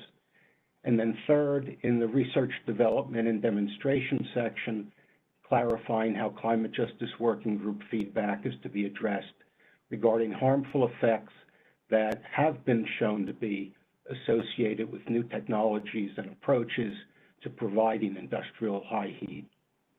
And that was the feedback received on the industry chapter. Thank you.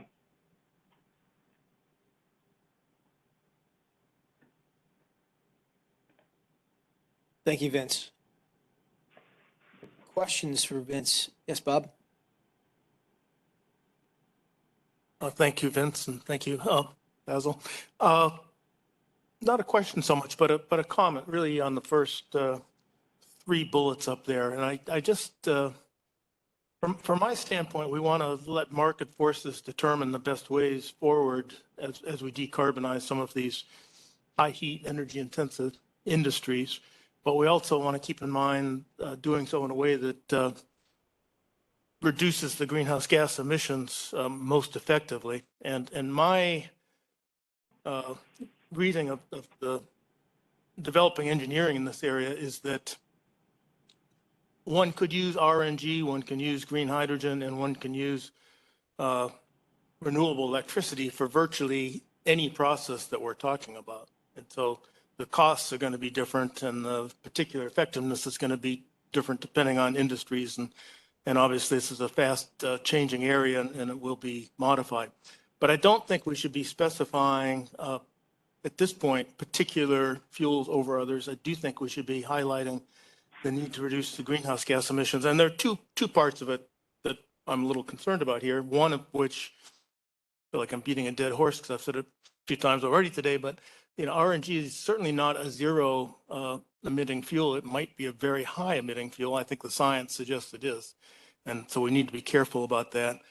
Green hydrogen is a low emission fuel, but we need to keep in mind, and again, there's developing science on this, hydrogen itself is not a greenhouse gas, but when it leaks to the atmosphere, it does aggravate other greenhouse gases. It, for instance, lengthens the time that methane stays in the atmosphere.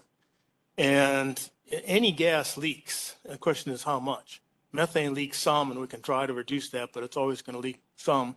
Hydrogen is a far, far smaller molecule than methane. It's the smallest gas molecule that exists in the universe. It's going to leak.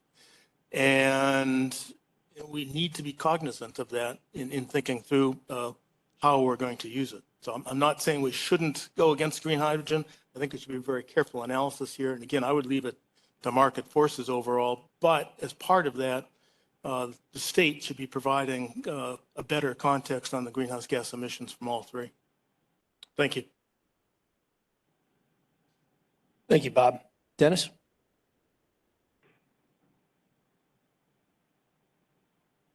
Ryan are battling over the mic. I've said this in the past, and it fits here, and it's not really, about the RNG and all that. It's just, we continually commend ourselves on being a nation-leading climate motivator and changer. But are we bold enough to place moratoriums on providing incentives to CLCPA-related products that originate from nations that continue to build coal generation to power the manufacturing that produces those very renewable energy products that we're claiming a positive impact on our local environment? This is a global climate market. It can't just be, that we're good with New York doing this. The reason I say it in the context of industry and manufacturing is it actually creates a barrier of entry to produce those products here in the U.S. and New York specifically, as we give the okay to purchase products from countries that have no regard to climate, because then they have more flexibility of driving their manufacturing efficiency, while at the same time creating more stricter rules around US and New York manufacturing. I just think if we're so bold to think that we're setting the tone in the nation, let's start calling out those countries and quit incentivizing them to produce these products with some of the dirtiest power in the world. And we're allowing it. We're actually sanctioning it by being okay with it. So I would just ask us to consider, how do we address that? And I know the Inflation Reduction Act, it's all about this. Well, let's take a pause then.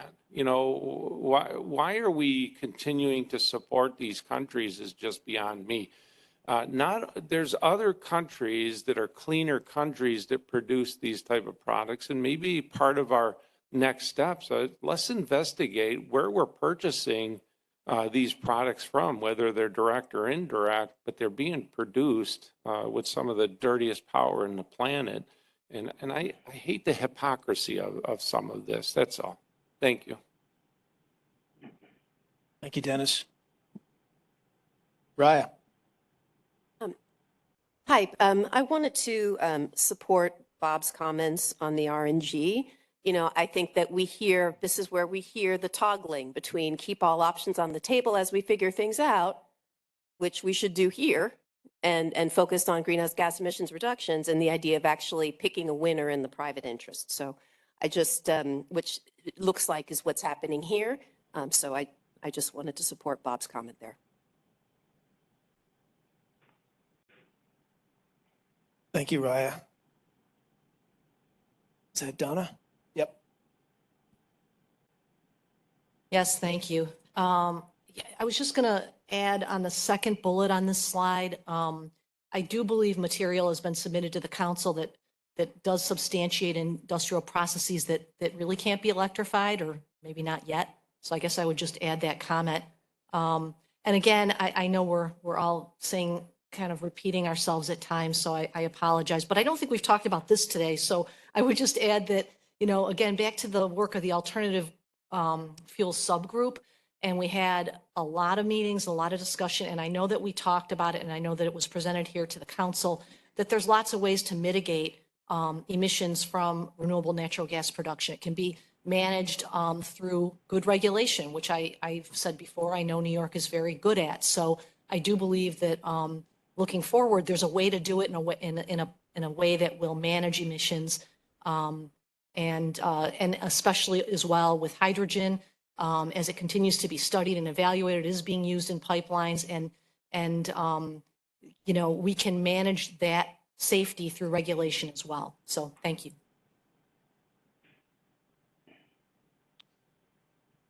Marriott. Thanks, Basil. I just find myself again, I want to thank Dennis for bringing this up. In my short amount of time on this council, I've probably said over and over again, buy New York, buy American. And I think that goes a long way towards to getting what Dennis is talking about here and addressing that. So I just wanted to be on record again. Thank you, Dennis, again for bringing that up. And I think that's a really big part of the solution here. Thank you. Thank you, Mario. Peter? So I have a quick question for Vince and then maybe a comment afterward, but I'm a little bit confused by this first bullet here, the follow-up item. Is this a suggestion of a change in the markup that you're going to be adding in new language under the Vision for 2030? Because right now it says that industry's contribution to meeting the 2030 GHG emissions reduction requirement should be primarily with continued investment in energy efficiency and some limited electrification within that sector. I'm not sure if we're now suggesting that we want to add in RNG in the near term and then think about long term with hydrogen, or what's meant by that follow-up bullet? The feedback from the council or from a council member was to cite the use of RNG for that, presumably that increment that's not going to be met by efficiency measures and electrification. I think the language in the chapter is that, or in the section is that those goals will be primarily met by those two components, electrification and efficiencies. And so the feedback was to cite RNG as something that would essentially fill that gap. Okay, then I guess I just want to be on the record saying I oppose that addition into the mix. I think it's inconsistent with where the alt fuel working group is capturing that waste gas on site and not moving it off of site and using it in a way that's non-combustion. So it seems that add, wherever it came from, is inconsistent where we are elsewhere.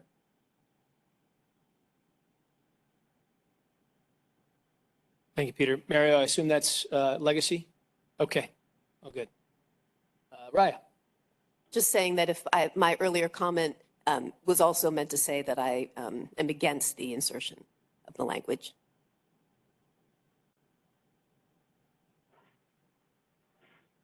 Okay. Anyone on the webcast?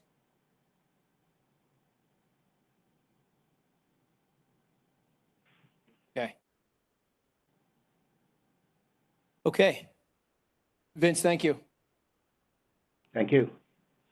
And now we'll move into a discussion of climate justice with Samir from NYSERDA. Samir, I think you're online, right?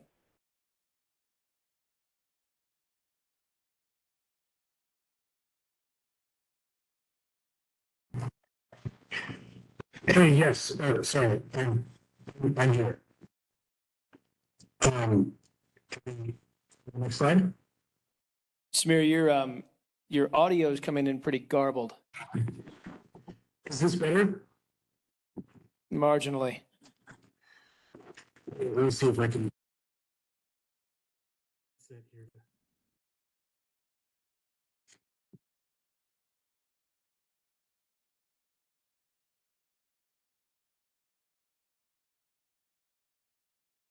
Okay, can you hear me?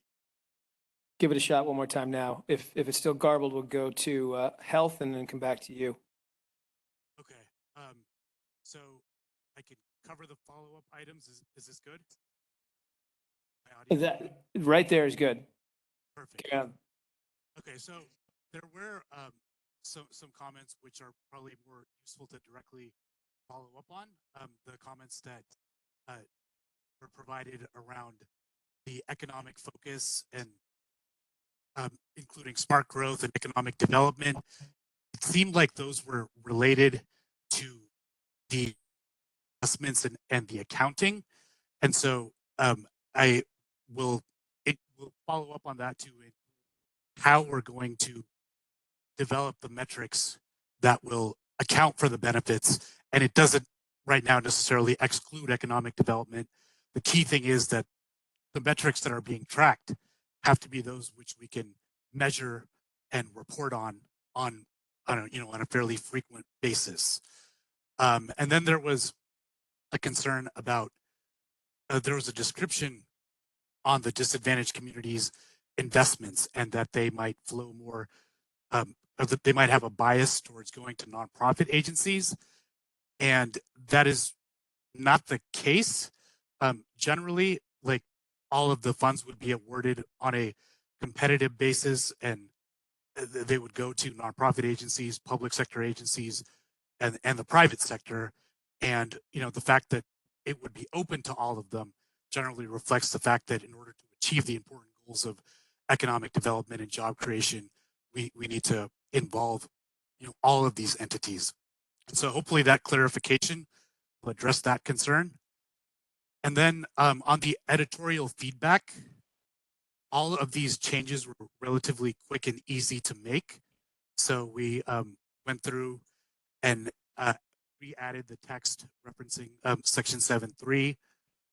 There was a reference on the holistic nature and the effort to deliver environmental health across the state.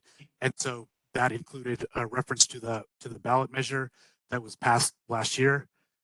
And then just the other edits are replacing cash with financial incentives, and then re-emphasizing the importance of section 7.3 in alleviating disproportionate burdens that was an easy edit that was made.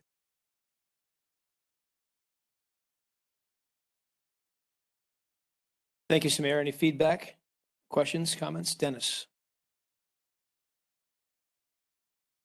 Thanks, Basil. I didn't follow the statements regarding metrics. I'm not understanding the metrics of this section at all. I worry that we're creating spending programs. We're not thinking about these as potential investment strategies that have a return associated with them.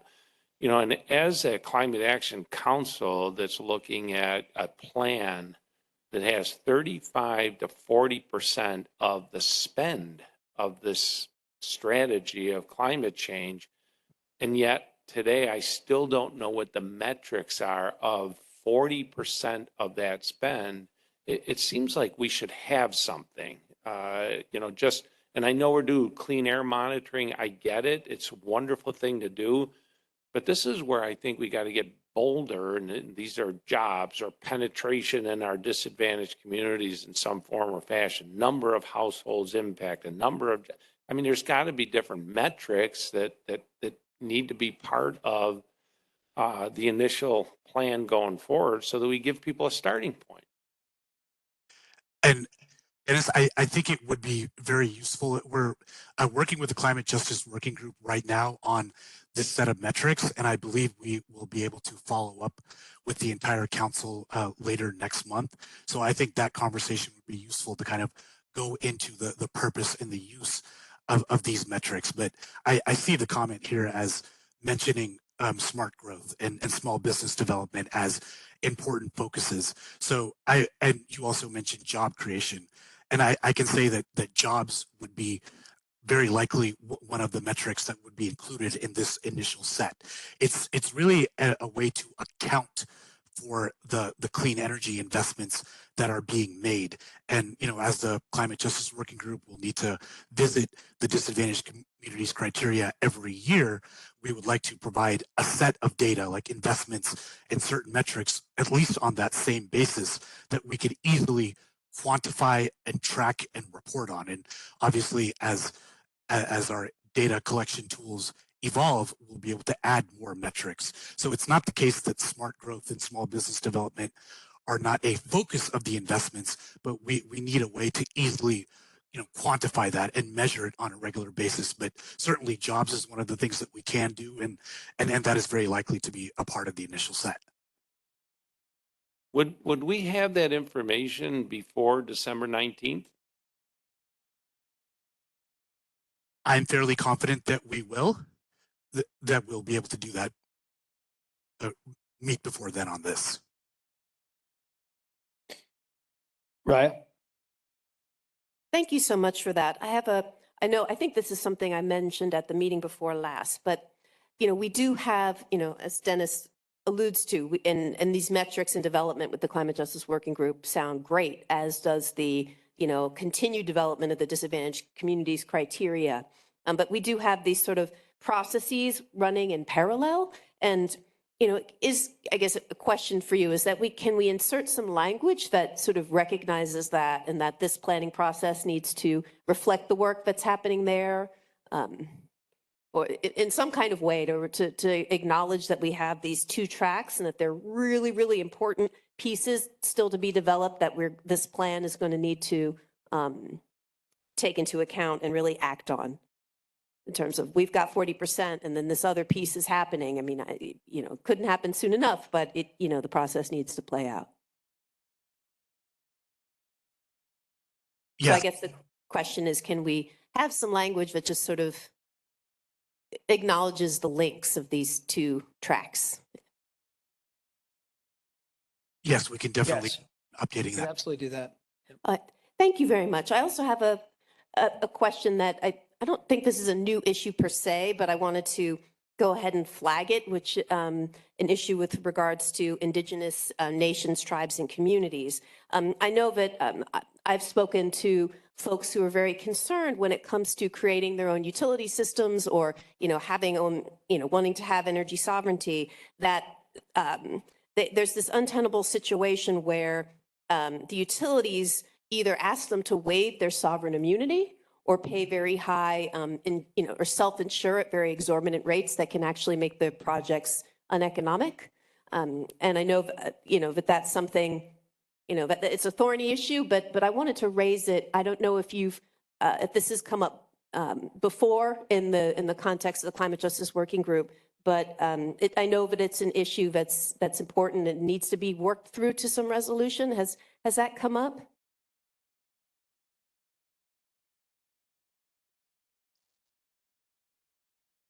Right, I don't recall All right. the issue on utilities, but let's look at the edits that have been made to the chapter on engaging Indigenous nations and see if that adequately addresses your concerns. All right. Thank you very much.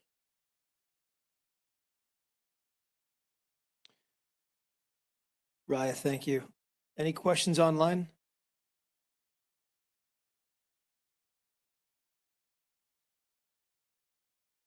Okay, Samir. Oh, yes, go ahead. Thanks, Basil. Appreciate it. I want to just follow up on the issue that Raya was raising and just maybe writ large, because Samir alluded to it. It's sort of like in the draft changes to this chapter. What are our strategies, coming out of this plan for engagement with Indigenous populations and their nations?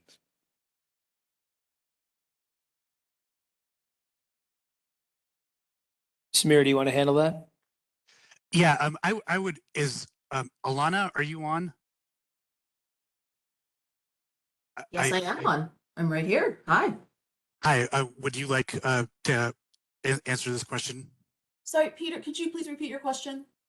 It's Samir alluded to it, and just for the broader interests of the public who is watching here in the room, but just also online, if you could sort of just walk through what does the plan speak to, and how are we going to be engaging with more thoughtfulness on the issue that Raya raised that is, fairly specific, but just more broadly, the interplay between what we're doing as a state as we implement the CLCPA and how this plan speaks to the level of engagements that's needed with Indigenous people. Absolutely. As we've stated in the past, we deal with with Indigenous nations that are within the borders and share borders with New York State as sovereign nations, and we consult with them on a government-to-government basis. This includes doing adequate outreach on our part to make sure that nation leadership is made aware of issues and aware of opportunities to consult, and engaging in consultation with them when it is requested.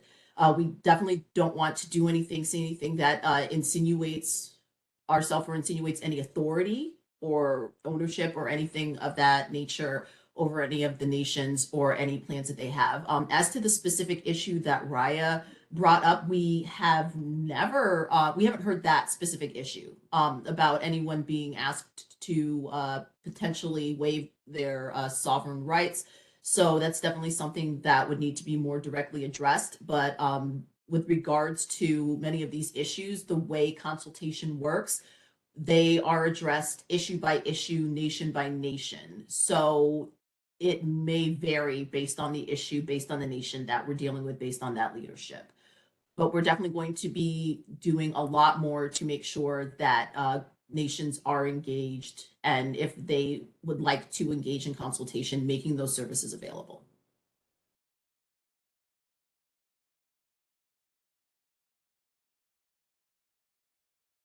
And just to be clear, note here from staff, the specific item that you raised about utilities having nations waive any sovereignty did come up in some of the comments. So that's one thing that staff is looking into, how to address that in the context of the plan and certainly beyond when we operationalize all the recommendations. Thank you. Peter, are you done? So I have one more quick Go thing ahead. sort of in this space. And Alana, thank you for that walkthrough. I think that was helpful, so I appreciate it. There's another sort of concept out there that we should be sort of looking at, and I know that legislation has been passed and probably heading to the governor for her determination on it, but it's the whole concept of unmarked graves as they're related to renewable energy systems and other energy issues. And I don't know if that has come up in any kind of nation-to-nation dialogue either, but it's something that's been flagged in comments and coming into our inboxes.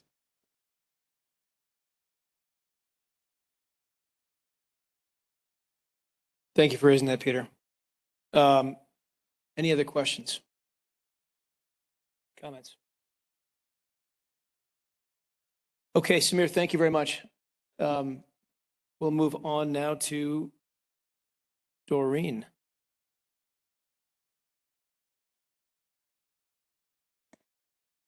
Thank you. And as we're wrapping up the review, I'm joined by Henry Spletoff from Department of Health to share feedback on the health section. Henry? Thank you, Doreen. So the health chapter got feedback through 2 different feedback sessions, verbally and also with some written comments. And then I wanted to acknowledge and appreciate the feedback we received from the members who provided feedback. And I think the issues raised serve to improve the health chapter. And none of them rose to the level of requiring discussion or follow-up necessarily. They were all designated. Can you shift to the next slide, please? They were all designated for editorial feedback. I think we can address them all in the chapter through minor edits and revisions. So just to briefly go through them, I just have this one slide. There was a comment about renewable diesel and biodiesel and the difference between them in terms of emissions and the definitions of the two. So I think we can clarify that in the chapter without a problem. The next comment had to do with wood stoves and outdoor wood combustion systems, or outdoor wood boilers, or hydronic heaters, as they're called, commenting that the modern wood stoves, in-home wood stoves, are cleaner. But I think we have to clarify that although they are cleaner than the outdoor systems, they're still pretty high emitters of particulate matter. For cooking, there was a comment about trying to be more clear about the effects of cooking on indoor air versus the effects of natural gas combustion, and that ventilation can reduce both. And yet there are still impacts from natural gas combustion separate from cooking that aren't completely reduced by ventilation. There was a comment about the the Department of Health's Office of Health Equity and Human Rights, which was established this summer.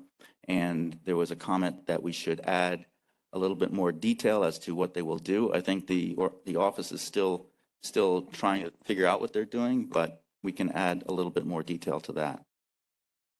And then there was a comment about a statement that said the public is increasingly turning to biomass to heat their homes, and whether that referred to also included other biofuels.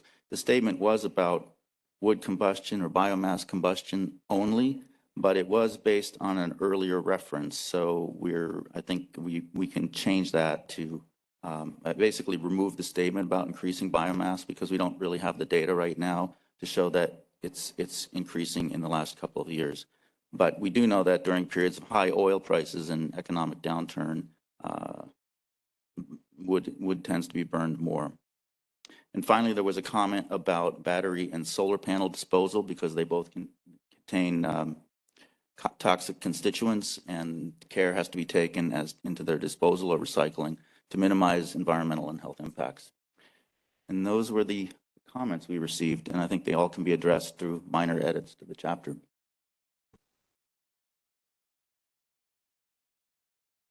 Thanks, Henry. What feedback do the members have, either virtually or here in Albany?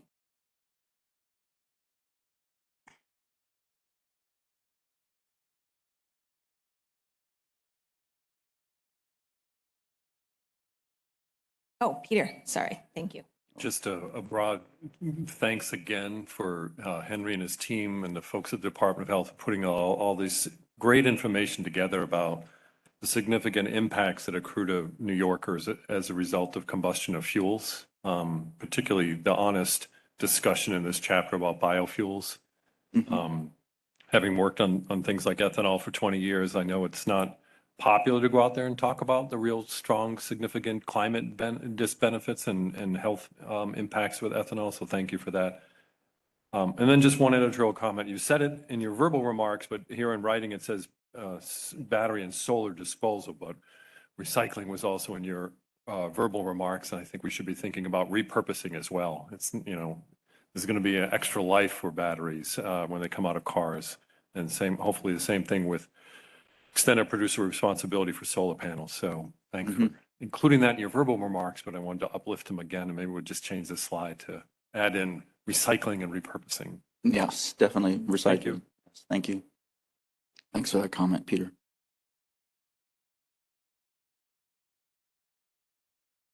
I don't see any other cards, and I'm told no one virtually has comments, so I will thank you, Henry, for that feedback. And I will hand it over to Sarah if we go to the next slide with just a few next steps as we close out with our final 2 meetings. Thanks, Doreen. If we could go to the next slide, please. So we have just 2 meetings left of the council coming up in December, in 2 weeks on December 5th, and then 2 weeks later on December 19th. These discussions that have taken place at this meeting today and at the previous meeting 2 weeks ago will inform the next round of edits. And so the version 2 or near final version of edits of red lines will be circulated to the council members next week. This will be a fully compiled draft, so it will be all one document that you get all together so you can read it from start to finish rather than the individual chapters. And then the meeting on December 5th will be to discuss those version 2 red lines. And then the week after that, the week of December 12th, we'll be circulating the final version of the scoping plan that will be used for a vote. And that will be obviously the topic of the December 19th meeting. Also on December 19th, we do have this item here that says member statements. We'll have a little bit more information at the next meeting as well, but just wanted to give advance notice here that well, given the amount of discussions, deliberations, and work really that has gone into this whole scoping plan process, we figured that members might want to make statements with rationale or reflections to accompany their vote on December 19th. And so just wanted to make folks aware that if council members would like to make a statement, they're welcome to draft a brief statement that they could either read or summarize with their vote on the 19th. And we would also be making space available on the website, the Climate Act website, to post those statements alongside the posting of the final scoping plan. And that concludes my next steps, unless there are any questions.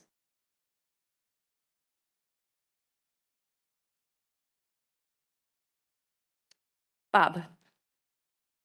Yeah, thank you, sir. Can you just, you may not know, but do you know when next week we're likely to get this final draft? I would expect it would be towards the end of next week, just given the holiday this week. Okay. It will be redlined from the version. So basically we'll accept all of the edits that have been made up till now, and then we'll redline. So you'll see specifically where we've changed things back from the text, changed things from the text that you've already seen.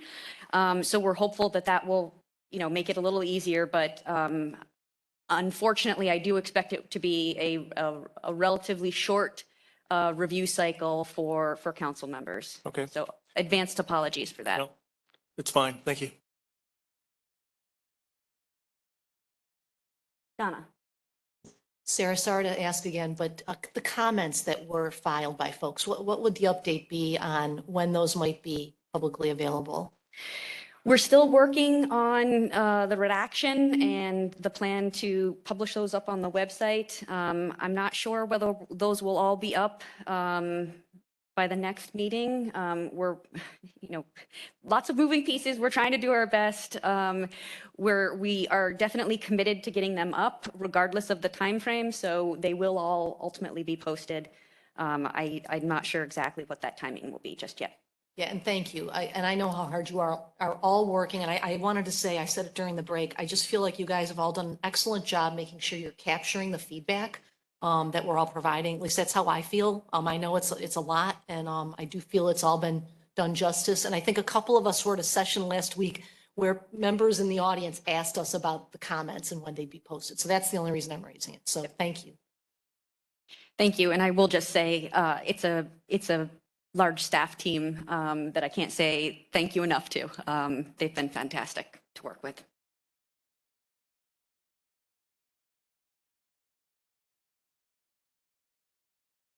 Okay, well, hearing no other comments, I will just note we're in a different room for our next meeting. So take note, and we certainly will be seeing you very soon with our thanks, and have a great Thanksgiving in the meantime.